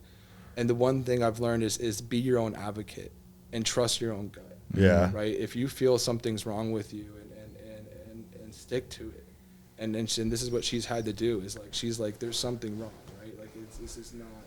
Because you know your own body, right? And is it something that people get discouraged away from, or is it impossible for someone to do so? I mean, a mix. I guess a mix. I wouldn't really. I can't really speak to that other than I would assume it's a mix. Some people get discouraged, right? I'm just doomed to be in pain or suffer. I think there's almost a blinded trust that it's like, well, this is my doctor. I should listen to him, right? I shouldn't get a second opinion. Yeah. He's giving me this cream. I should just take it, and it should work. And if it doesn't work, well, I don't know what, right? Then that's the next step at that point. Mm-hmm. But I mean, being your own advocate when it comes down to it, because it can take. I mean, particularly here in our system, it can take a while. Yeah. And it can be very challenging. And so this is motivation for me because I see this from my personal life along with the women that I talk to at these conferences is they never know. They never really know, they got lucky sometimes at a diagnosis, they got it early on or not. But it's frustrating. I think the one main story is that a lot of these women end up having to go to a second doctor to actually get diagnosed, which is the scariest thing, right? Because how can you then these trust are the women alive on stage, right? Yeah. What about the women that aren't alive on stage that didn't get that second opinion? Totally. And like even that in itself is a timely, man. Yeah. Like I don't know if it happens overnight, but like it's probably a process. I mean, so it's very silent. And so some of these women when they get, but even like going to a second opinion, like it's not like getting into the first one took a year. Going to the second one's going to take an additional year. And I'm just speculating, but like by my impressions of things, later, right? It's not like something where I need a second opinion. Oh, I got an appointment at this specialist on Friday. Yeah, and maybe it is, maybe it isn't. That's the way it works down south in the States, which is like the benefit, I guess, to their system. But it doesn't work that way here. We were like, one of the symptoms is this giant rash that's been developing over the year, and we're trying to get to a dermatologist, and the family doctor's like, it's over a year wait. Yeah, and she's exactly. Like, I can't wait. Like, I mean, it's painful, right? It's not just something I can live with. Like, I feel like this is cancer. I'm dying. Like, and it's not something that like you have an advantage being in that. There's nothing I could do. Yeah, there's nothing I could talk to or other than literally go try and make some breakthrough research. Or I could like. But then it's like, no, I found this out. Now it's gonna take another 10 years to put into like and be approved. But I mean, I think this is what I find is crazy is that you get people behind desks making these decisions for the patients themselves. And when you talk to the patient, they would rather, I think, know the risk assessment than the test being perfect. Absolutely. Right? They would want to just have any bit of information than having this absolute perfect test, right? Because it really the uncertainty is just anxiety driven and can drive your mental. Well, and in the meantime, you're not getting any healthier. You're not making any progress. You're not getting treated, and now you're getting depressed. Right? Yeah. Chances are you have side effects from whatever you're taking, anyways, because it turns out to be not the right thing. Am I going to be dead next week? Like no, that was like that's I mean that's scary. How I ended up taking. So I mean, that's how Hannah ended up in the ER. Like I guess it would have been 2 weeks ago now for that exact reason. It was like it got to a point where it got so bad that she just couldn't take it. So it was like that finally got the family doctor to be like, okay, I don't think it's fungal now. Like now. Yeah, but look what it took though. Right, it took that. That's right? insane. Yeah. Yeah, I mean, this is we had this exact much different conversation, but as simple as give like Brandon his arm, right? He tore his bicep. Yeah. I saw a picture of it, and it was like up here, and I'm like, I'm an idiot, and it looks like you tore. I've seen some torn biceps. Looks like a torn bicep. It took him like 3 doctors to actually be like, yeah, you need the rest surgery. Is like, no, and whether they know it, and there's some morality issues there, and they figure it out, you're fine type of thing. But at the end of the day, it's something that like anyone can experience on any given day, and he had to take it upon himself to go to 3 different doctors to be like shown a scan where it's torn. Whereas someone would just go to a doctor and be like, oh, you'll be fine. If he would have listened to them, he'd just be have this deformed arm injury, forever. Right? Yeah, exactly. Right, and then you're living with that for decades. And that's something so seemingly so simple that if he wasn't of sound mind and common sense to go get a second or third opinion, and it doesn't even take sound. Like I don't mean to insult anyone who's being coaxed into just trusting your family doctors. What says goes. It's I mean, they're humans at the end of the day. For sure. Right? And I think that's it. Is they kind of just follow on what they're taught or what you present to them. Yeah, and it's like painting broad strokes. I'm sure. Don't get me wrong. I'm not like.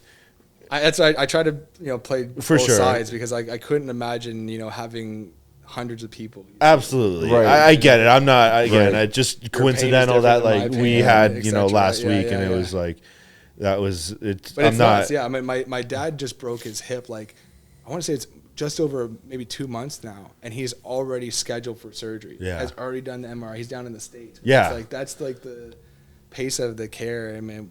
Completely privatized. Well, that's when when I was a kid, my mom works at Beaumont, and it was always like, if anything ever happens, unless it's like you need to go ASAP to the hospital, we're going across to my hospital because it's like just such better. Do you think we'll have privatized healthcare like in Canada? I don't think it's good though, because I think like he just went through it where his insurance company tried to deny his MRI.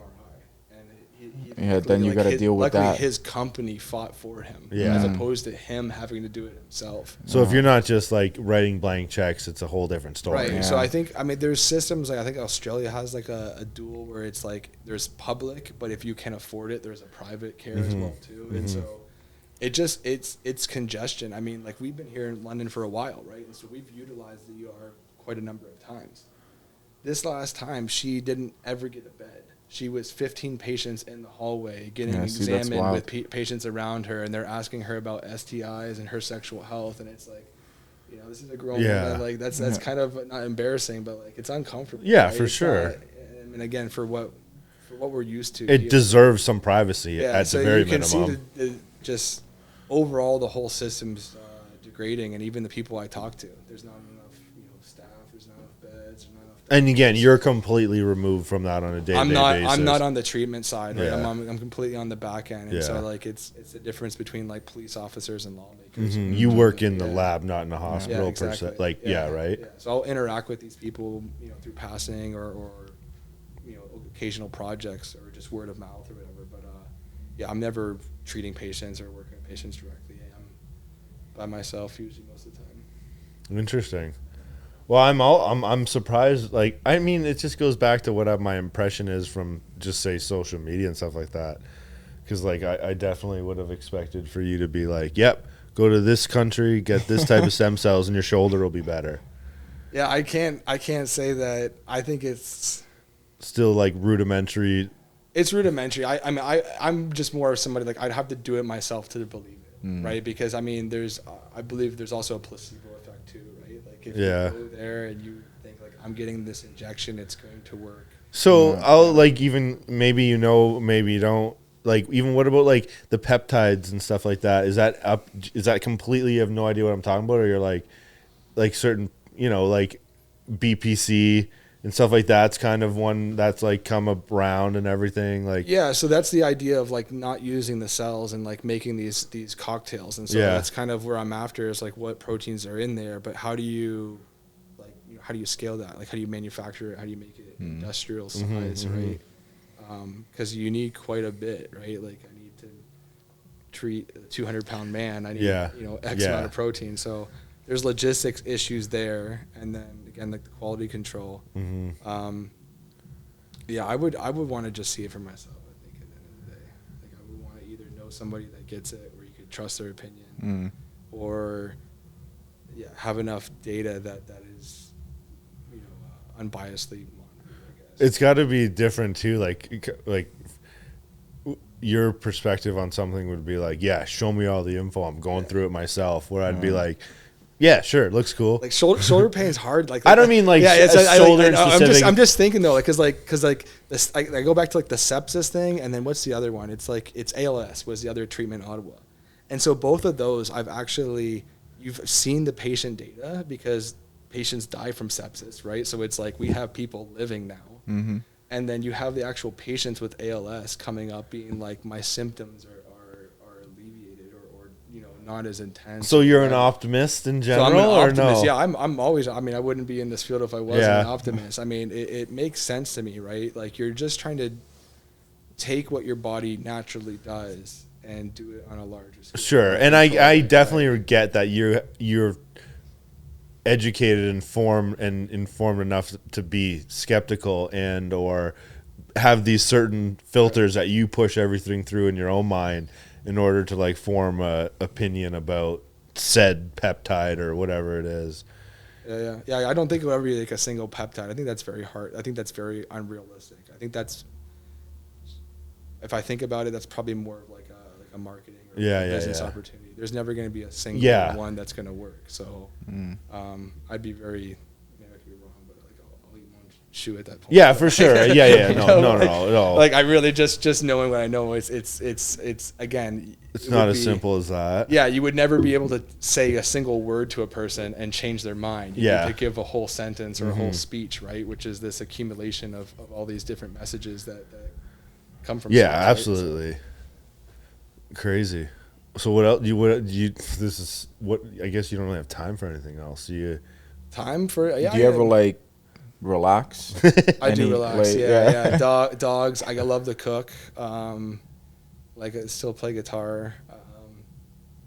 And I got really into actually like blockchain and stuff as well too. So with the coding aspect. I mean, it's still all the same shit. Yeah. It is In terms of That's just pretty- like yeah, kind of that's- is, that would be yeah. something that someone of your profession would be interested in. I feel it's Yeah, just yeah. like another stimulating thing. Yeah, I guess so. mind-wise. Yeah, it's more of utilizing the technology for this. Like, how do you make research funding decentralized? Do you- That's like a small little thing. Do you find your life to be balanced though? No, it's in complete chaos right now with 4 kids. Yeah, like I mean, is it balanced in the sense that? Yeah, I don't know. I don't know. Yeah, I don't Yeah, know. like, is it It's balanced? probably not. I don't know. So- It's not balanced in a typical of like I have like my job. I come home, have my no, kids, but and, like there's it's even for me, it's like to be home for when they go to bed and shit like that is like part of your routine. Yes, I don't know, definitely have a I routine. get it, I definitely like- have a routine down. Yeah, I think it would take. I don't think most people would want to jump in my shoes. Totally, and I, like like the constant like in a day-to-day very stress. loose way, I'm kind of the same way. Different, obviously, much different responsibilities, Yeah. but like it's a controlled, not even controlled chaos, but like, do you think work runs your life in a way? No, Like, I think that's the opposite right now. So I think that's why I say I feel like things are chaos, right? Is like because my work is a lot of time determined about how things are going on at home, or right, but Okay. what sport the kid has after school, or because I gotta time things out that way. But so. I feel like that in itself, again, this is not a normal thing. I get it, but like that in itself, like if it was the other way around, there's would have.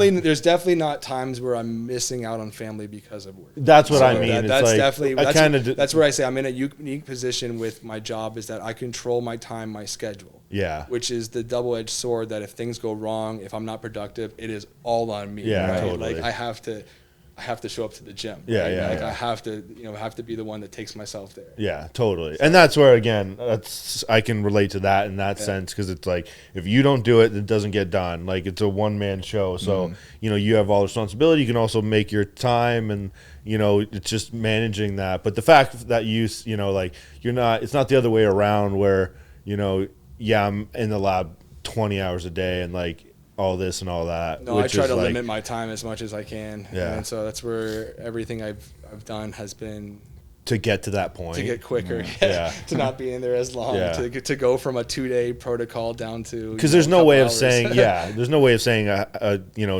the life with the kids and dogs is anything. It's never like until they're gone, not going to No, be yeah. chaos. But Like it's funny. just- It's funny enough because there's no peers like me. I think that's the thing, right? If I was in like I have friends that have multiple kids, but they work blue collar jobs. Yeah. It's 9 to 5. They coach sports. They play softball on the weekends, right? So that, like to me, that's a balanced life in my head. Yeah. Mine's like like out in the ocean, like up and down. Up Mine and down, is when I times. say that, I Yeah. guess because for me, like that is Yeah. that. I kind of understand the workload, but managing like 4 kids and family and everything, and like you feel like I don't know. I guess without saying it directly, it's like you're not missing stuff from the kids. No, I'm not missing everything, yeah. or like obviously shit happens where something's missed, maybe or whatever, but. It's not like you're like I have these obligations to family, and this is like they're getting met. Yeah. Everything seems to be on my own Yeah. time for the most part, without bearing the kids go nuts and do their own thing. Right? Yeah. Yeah. So it's nice in that sense, I guess. Yeah. So you sit here talking with us. Do you think about work? I mean, that's all we've been talking about. Yeah, I guess so. Well, Yeah. no, A like little bit it's about like oh, I got to do this tomorrow, but it's like I'm sitting here talking to you guys, and then it's like I got to do these things. I guess not completely. It's until you bring it up. I know. I always have things to do, right? I can always I can always show up and be like, I have this to do or whatever. That's where it's kind of nice that I can be as fast paced as I want. Are you gonna jump on a work or do anything after this, or are you gonna go to bed? Oh, I don't know. I might. Yeah, I actually might go back to the lab and just check on the equipment. Like I think See, I'm that's so it's like- crazy. That's wild. Would you are you because you were a big football guy before, right? You still that? still a big football guy. Yeah. Yeah. Which This is nice. is too. NFL? NFL. Like, what's your favorite Steelers. team? Steelers. Yeah. Nice. I grew up outside Pittsburgh, so I'm Okay. a Penguins Steelers fan. Cool. Yeah. Because you're Western. I know we just talked about this on the other one, but it's the what is it It's the men's tackle like national team. from? And their head coaches from Western, Okay. and they're going to play in Italy. Yeah. And they're using this space and stuff for like team stuff and also the gym for like just other options. So Team But, Canada is pretty much yeah, gonna Team be here, Canada, yeah, senior men's, football yeah, team. football, yeah. That's pretty sick. Yeah. Are you into like So- Western football or anything? Or, ahead. A little bit. Like my son was playing competitive with Western's team, like the younger youth one. So I kind of got back to him a bit, but not as much anymore. It's so. Yeah, I just disconnect. I stick to the NFL. So Yeah. when you stick to the NFL, do you actually make time to watch Steelers games on I Sundays? do. That's what You I mean. do? It's that's what Sick, religion. It's okay. actually in my house. It becomes kind of our Sunday. Yeah. It's our Yeah. tradition, right? And so me and my wife are both American, so it's in our blood in some sense. That's Yeah, pretty yeah. sick. That's awesome. Man. Good for you. what else? Anything else? I mean, like I said, there's probably not much time for anything else. No, I but- mean raising the kids, work, constantly learning. We'll have to you'll have to let us know what works for you, and we'll have to do like a poker game again sometime, Yeah, definitely. Saturday night or something. Saturday nights usually work. Yeah, after everyone's in bed. Yeah. I guess are they up? Are they good sleepers? They're all 7-month great old? sleepers. I'll say that. They all sleep through the night and stuff. It's just like How much sleep do you get? right Average? now probably 6 hours. Okay. This is not bad, which is okay. I think it's broken up right now, which is the killer because it's like baby wakes Yeah. up. Right now it's just like that time. That's the where- hardest part. But You take naps during days? no, No. way too much caffeine in my blood. Oh yeah. No. Caffeine just running through. Well, the that's veins. good though. At least you're not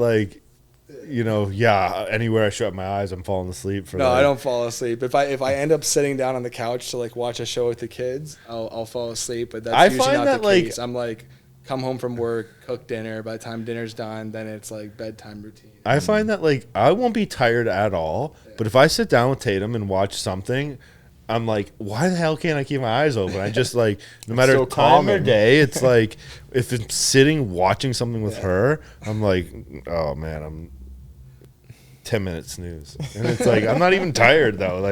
It's something about just sitting down, and I don't know, maybe it's those shows. Something, right? Hypnotizing, or your body knows it's time to relax. It's grab what you can. I guess, yeah. Something. Yeah, what else? Oh, Let's that's see if I awesome, got. man. You see those people from space came home? Yeah, Yeah, that's they're crazy. back Yeah. After almost a year, dude. Yeah, I saw that I one. couldn't imagine. Just, Going up for 8 days or 10 days for what it was, and then just sorry guys, you guys are stuck up there. Yeah, and then Come they and get you, can't. but And how physically much, training can't- for that, we I can't get, but get- mentally, you're living a So it's bad when do movie, we get right? to go home? yeah, and the fact that I wonder how much of them, how often they were okay, we're gonna get home, right? Right. You know what I mean? It's Yeah, how that much do you have to thought, convince yeah. yourself it's all gonna be fine? Right, or it's time to open the door. Fuck it, we gotta let's end count this down. now. Yeah, we're doomed either way. Let's end this now. Probably. I mean, I don't know. Yeah, or you don't even know, right? They might have told them, they're oh yeah, we're getting something ready in 10 days. We're coming up, get you, right? And 10 days passes. Sorry, can't. Another 10 days. who are these? If you would you rather lose all your memories or never be able to make new ones? Probably never be able to make new ones. And keep what you have? At this point in time, yeah, I think so. Because then you lose your identity. You lose who you are. Yeah, you more than anyone would be fucked. I think anybody when it comes down to it, right? Yeah. You are who you are. I was doing this research, and then it's what am I researching? Shit, what am I Yeah. doing? What I else we probably got? just got to remember all my kids' names too, right? It's like, Yeah, I That's a don't good know. point. you lose all the Yeah. memories of Yeah. everybody Yeah. in your Yeah. family, right? So it's you know. But then you'd never be able to make new ones. So it'd be Yeah. a toss up. But then it's like you have to meet these kids again. I don't know. It's hard to say. Yeah. You Names. got to know them. Oh, what you don't like this on your plate? Like, What else? What were the your ketchup's got to be at the 2:00 position or whatever. Not something. My kids don't do that. But Yeah, isn't that hilarious? That like all those small quirks would honestly, be like it's like the small things. I got kids that I got one kid that will not eat sandwich anything. But you got to do like if you do like bread, meat, and cheese, like devours the whole Yeah. plate. But if you put it together, Oh, yeah, man. no, not All the touching same that. in the tummy. Yeah, right. Exactly. You can't have those rational conversations, right? Like, so. Here's a sandwich. Yeah. No, but that's how it is. Yeah, that's like this tomato. Like, I mean, more so like tomato. But yeah, that's funny. What else? You guys going away? I mean, yeah, I guess so. Trip wise. Yeah, no trips really. Like I was supposed to go to Austria, I canceled that though. And then Just for fun, or No, that was supposed to be for a conference. So it's one of these big international conferences I go to. It was I went to Seattle. It was in Sydney last year, and Austria. You always go by yourself? Yep. Sometimes For a the most part. team Sometimes with you? like teammates or like Okay. line members, whatever. Now that my son's older, I think I'll try to start bringing him along. Mhm. Just to That's pretty sick, double yeah. down on cultural enrichment. Right, and then Yeah, you can yeah, see the for world, sure. right? Yeah. Because you don't have to. There's no sign-in sheet at the conferences, right? It's like, okay, I'm gonna watch the first start of talks. Yeah. Yeah. For the rest of the day, so Do you give talks sometimes? I do. Yeah, I give talks all the time. So I mean, that's one thing I guess I enjoy in some sense. It's storytelling, and then I like to illustrate as well too. So like graphic design, but I'm constantly making schematics or figures of like what I think is going on in my head. Right, Yeah. these invisible things. Yeah. I have to turn them into art illustrations. Articulate right? them Yeah. in a creative Yeah, way. So I either I make a picture and I tell a story and I present the data, and so it's fun because I think if I didn't do this job, I would be a detective. Like I think there's just something about like this Problem solving. puzzle solving. Yeah, even if it's at home or anything, just like problem solving. It's fun to kind of figure out what the solution is, or to figure out put all the pieces together to figure out the story. And then this can be like, is it? You're probably so, or maybe not. Like, are you so passionate about like what you do that like, even and out no. If do you look forward to conversations like this, or is it like I gotta go talk about work more? No, I've enjoyed these conversations. Do you like? Because I'm not. Yeah, it's not. I don't find like it's talking about work more so. It's Do what a lot you're of passionate people about Yeah, and or stuff? just do a kind of lot of giving people you- approach you and like after conferences just want to get to know you more? Yeah, and that's how I end up meeting a lot of collaborations. I mean, you go out for beers or like you go out for whatever other adult things, and like you meet people and you see them at the next conference next year, or you start working on stuff remotely together. Yeah. That's yeah. pretty cool. Too. So Yeah. I mean, yeah, that's been exciting. And then even just talking to normal everyday people too. I mean, I talk to patients. I talk to Because it probably gives you get that totally different perspective from what like even us or someone who's not necessarily informed would. Yeah, I get friends from high school or people I know in high school, DM me and be like, hey, this family member has this disease. Like, do you know anything? Yeah. Right? Like, can you help me? Like, we're out of options, right? And so, I usually don't have anything Yeah. super helpful. I mean, I can point them in some direction, but I mean, it's still, yeah, I think it's just nice to be able to give a window to like what I Your do, world, yeah. Because it's not so black and white, like whether it's vaccines or anything. Like there's so much gray zone in it that we have to keep an open mind and not be like, okay, it's zeros and ones, right? It's all of the numbers in between. Yeah. that you really have to like consider. Is it something that like, again is it more of an optimistic field, or is it a lot of like I think you have to be an optimist to survive, but I think you have to be a realist to get things done. Just based on What's logistically regulations possible and stuff. What's logistically possible, and like what everything's baby steps, right? Mm-hmm. So it's like, and this is I think what frustrates my wife a lot when I talk to her is like, why does this drug have so many side effects, right? And it's like, well, this is the first generation, right? Like, they're trying their best, And you can't get to generation 10 without going through the whole process. Without generation 1, Yeah. and knowing the side effects exist. All right, well, let's make generation 2. Are those side effects still there, right? Or Can you we learn from mitigate, other drugs, right? To kind of do that. And so there's kind of like, as I said, I have this realistic point of view of like, we're all doomed and saved at the same time. We're never gonna figure it out in our lifetime, but at the same time, we also have so much knowledge that I think we're gonna be okay. Yeah. It's just, bureaucracy really Yeah. comes down to Yeah, it. I mean, yeah. like I don't know if we go, but like the whole like Doge, Elon Musk, cutting out bureaucracy down there. I think it needed to happen, whether you agree with it or not. I think like that's something that needs to happen in research as well. Like even here in Canada, it's like there's so much red tape, and you have to talk to Susan, who talks to Peggy, as opposed to just getting things done. Yeah.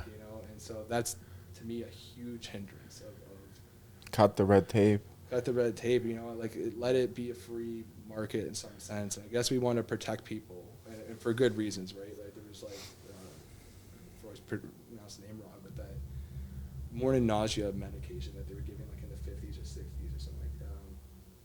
Starts with a T. Anyways, it was this new drug that came out that's like, oh, it cures morning sickness for all these pregnant women. And they were giving the pregnant women, and all of a sudden all these babies were born without their arms, right? Like their arms were super short. Damn. And only then did they find out that it had that type of negative side effects. So I think that's what they're worried about is like, Yeah, there how probably do you is that push give and this, take to like. right? You can't push out things so quick that it's going to be detrimental, or we're going to look back 5 years and realize things are not as good as they are. But Or meet in the middle somewhere. people want treatments. Yeah. People want, like, you're in that much pain. And if you're informed and like, at the end of the day, again, you can't sway it can't just be a free for all where if you're willing to, like, because obviously there's people and like. People take advantage, right? Yeah. I think that's the biggest problem is that if you let it be a free for all, you would have people that would solely be in it for the money, right, and the power, as opposed to this like altruistic, like, let's do something for the good of people, right? I mean, that's one thing that is completely missing is that we try to treat so many diseases that really could just be prevented. Yeah. We don't spend enough money on educating, setting up programs that people can develop healthy lifestyles very early on that would mitigate, a lot of health the issues disease that are in our systems, right? Diabetes, cardiovascular. Is there something that you live by that's like even for myself, for kids, is it or something like one or basic things that make a drastic difference in their possible ailments or health issues down the line? I go with as the data comes more informed, right? I think like the processed dyes, I love junk food. Yeah. Honestly, like anybody, I love a hot dog. I'll get a Costco hot dog anytime I'm there. Man, Costco hot dogs have come up like 4 times in our conversation. I don't know. But at the same, if you eat that 1% of the time and 99% of the time you're eating good raw hormone stuff, it's probably good that you like to cook too. So naturally, and I think that's where we're getting into it. We're getting back to making bread or making things that are very basic that you don't really think of it. You buy at the grocery store and it's like 50 convenient ingredients, right? And then you're like, wait, this is actually only 4. This is flour, True. 2 hours of my time on a Saturday, right, to make a couple loaves of bread or tortillas, whatever we make. So we've tried to change our habits over the last 2 years, in that sense of spending a couple hours on the weekend just preparing one type of food. Are your kids good eaters? Are they?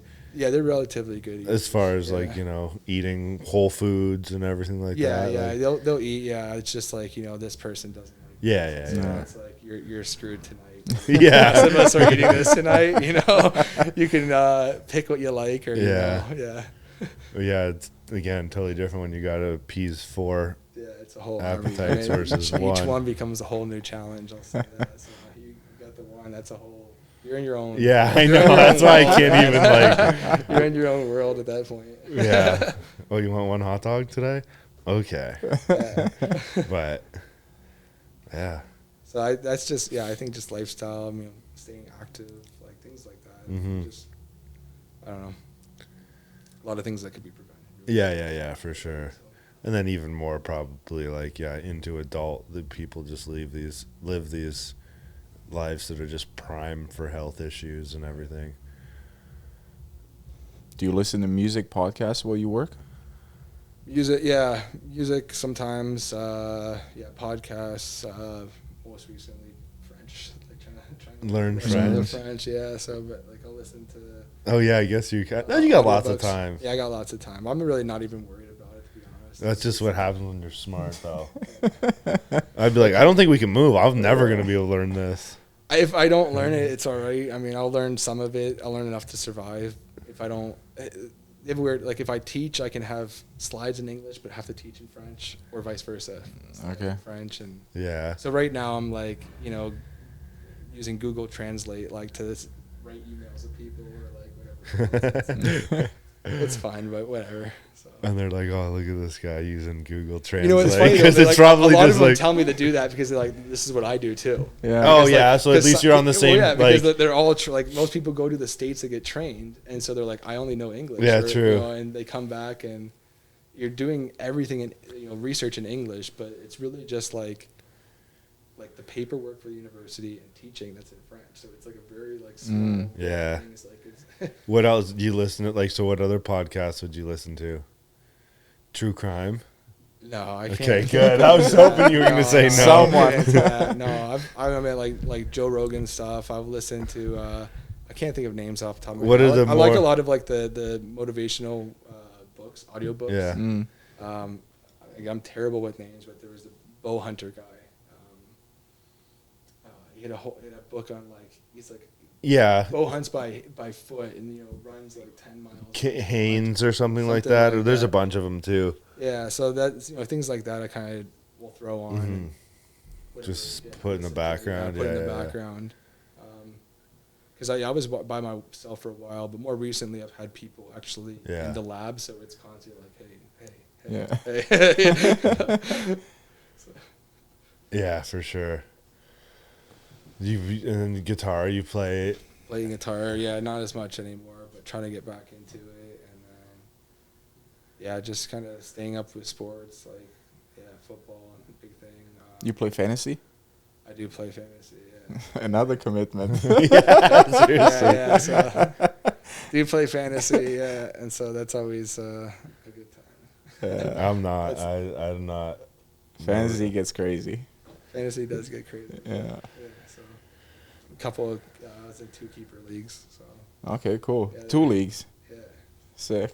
His brain can fucking figure all that out. I have a system, right? It's not even it's a strategy. So It's also another lab within his lab. That's that's like, what it is. Everything's just. But it's such a conflict of interest. It's like you have DK Metcalf, and then you play against DK Metcalf in the other league, right? So it's like, Yeah, I guess that's where I have to think like.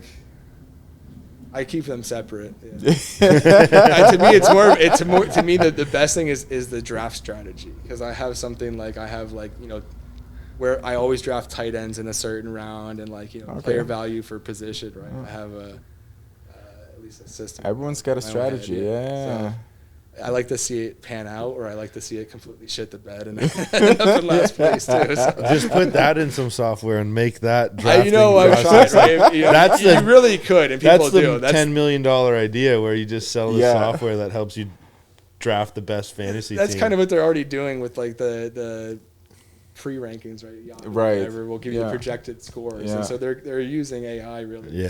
To Right. predict that, but football's so random. Any given Sunday, right, is the thing. So you can. exactly, right? Yeah. Crazy. Well, you'll have to come back at our rate, it might be a couple years, but if you once you move and then the first time you're back in London for whatever reason, Yeah, definitely. let us know how, like, because we'll have this to kind of compare and contrast how it's going there, and if you like You'll have win a a breakthrough. Nobel Peace Prize one day, like bring it here. I'll try to. Yeah, I don't know if I'll ever go that far, but I'd like to see it. If I can get anything I do go to clinic would be cool. I think would be the Do you guys work with a lot of different countries? I work with so I work with Sweden, actually a lab in Sweden quite a bit, and then Australia. When you say clinic, that's like 2 clinical trials. Yeah, so like I'm working with people that are actually like treating the patients, right? People that are actually doing the surgeries, right? And they're. It sounds like that's on the trajectory to happen, though, or not? Or It is happening. Yeah. It's just like if I don't find anything that's worth testing, then they're gonna, be like, well, yeah, what do you brush me expect off, us right? to do? We're not gonna waste our time, our money, our resources. So I have to do enough of my own studies that I can convince them to say like this is worth pursuing, right? Wasn't it like one more thing? Wasn't that fuck? What was that chick that did the blood testing with like super minimal blood that turned out to be a scam? I don't even know. Really? No. Oh man. I think I know what you're talking about, but scam. Scandal? Elizabeth. oh yeah. Yeah. I mean, that's not what? Yeah, blood. What was her name, or what was her company called? Theranos? Yes, Theranos. Yeah, what was Theranos? That's a whole documentary, man. I gotta check that out. Theranos. Yeah, my wife watched it. I kind of watched it from the background, but never really. What is Theranos? Well, wasn't it like an at-home blood testing startup? Yes. Yes, isn't this what like? So this is You got to create the real version of this. I'm going to create the real version of Yeah. this. Yeah. So that's basically the idea. Sick. Is to be able to take a single prick and run labs over on it. it. And again, I don't think you'll ever be able to do a single snapshot. I think you'll need to do it over time. But that's a different. But this is essentially exactly what the you. concept. This is Yeah. the idea, right? So it's taking a blood sample and then saying here's the profile of all the proteins in it, and it's not even just it's not even just proteins I look at too. There's fats I look at. There's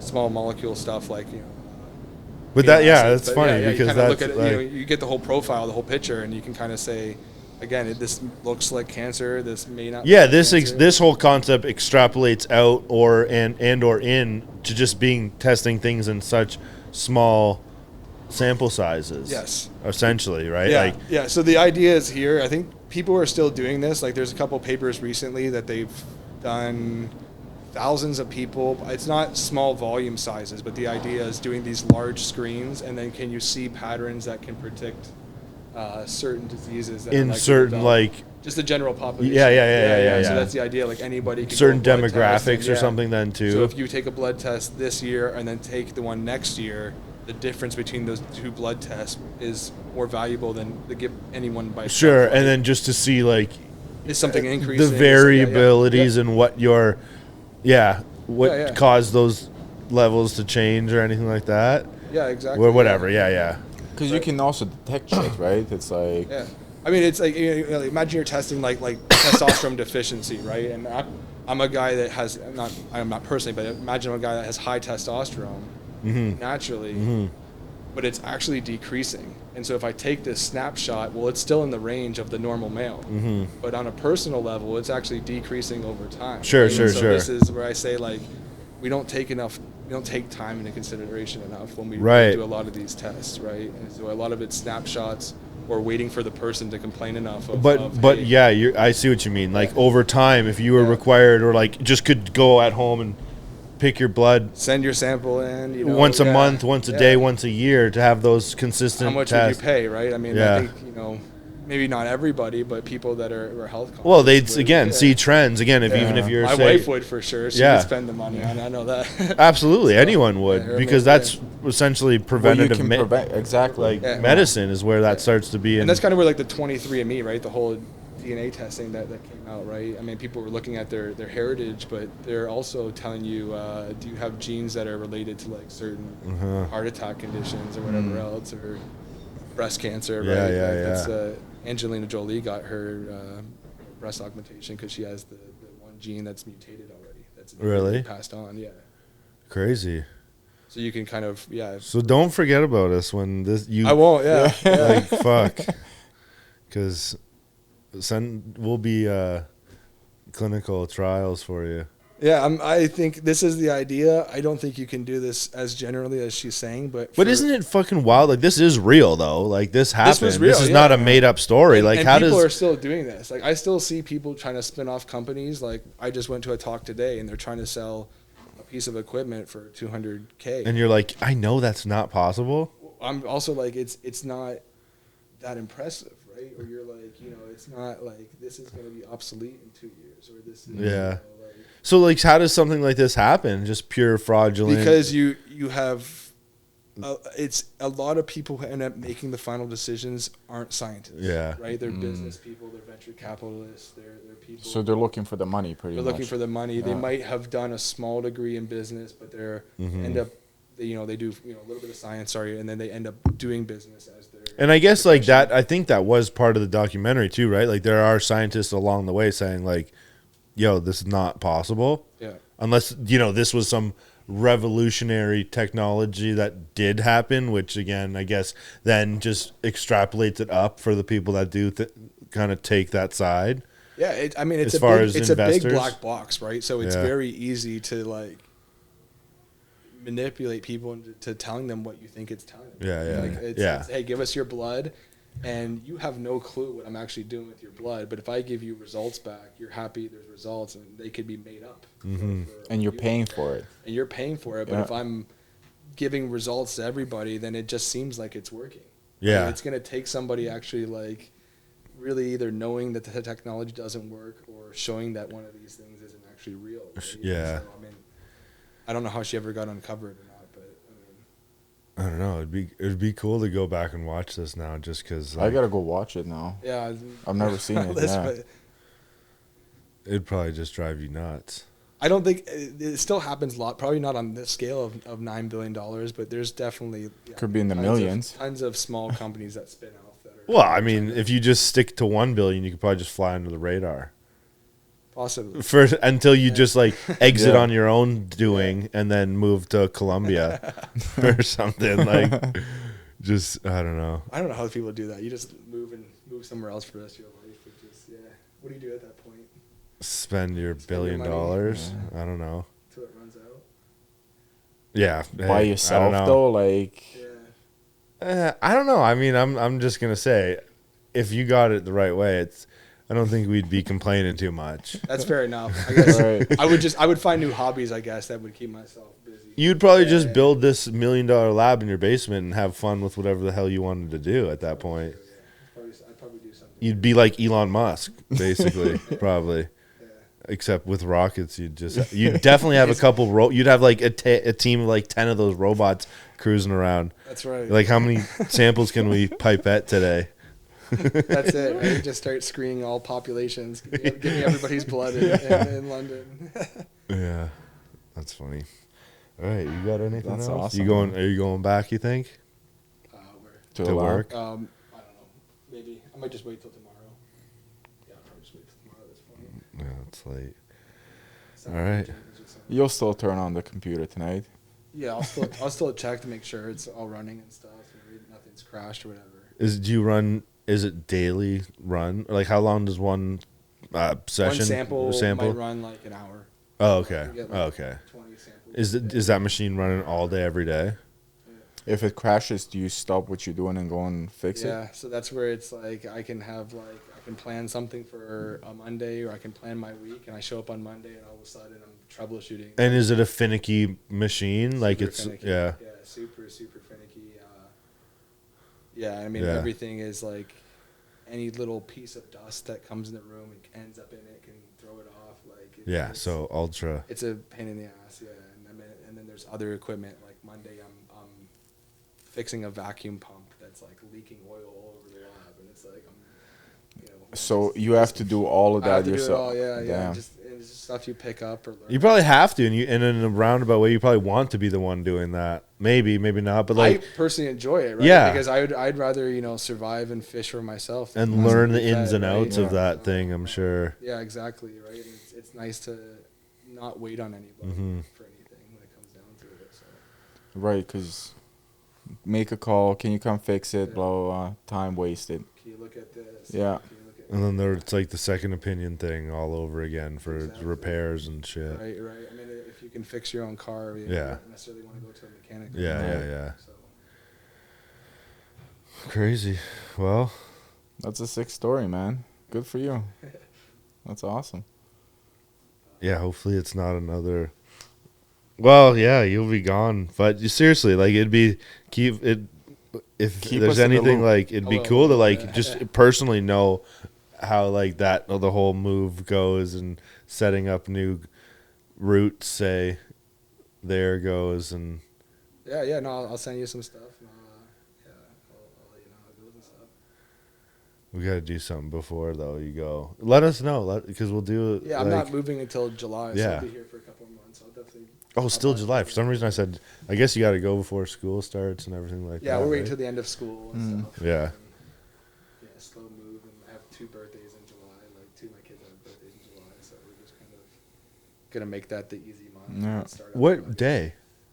The 18th and the 27th. Oh, The for some 18th reason, is- for some reason, I thought it was the same as Jade's, but wasn't that? Whatever. Yeah, you got it. Is there anything else you want? Thanks for coming on. Yeah. Appreciate it. Yeah. We'll That's do it awesome. again. Yeah, definitely. Until next time. Thanks for listening. See ya.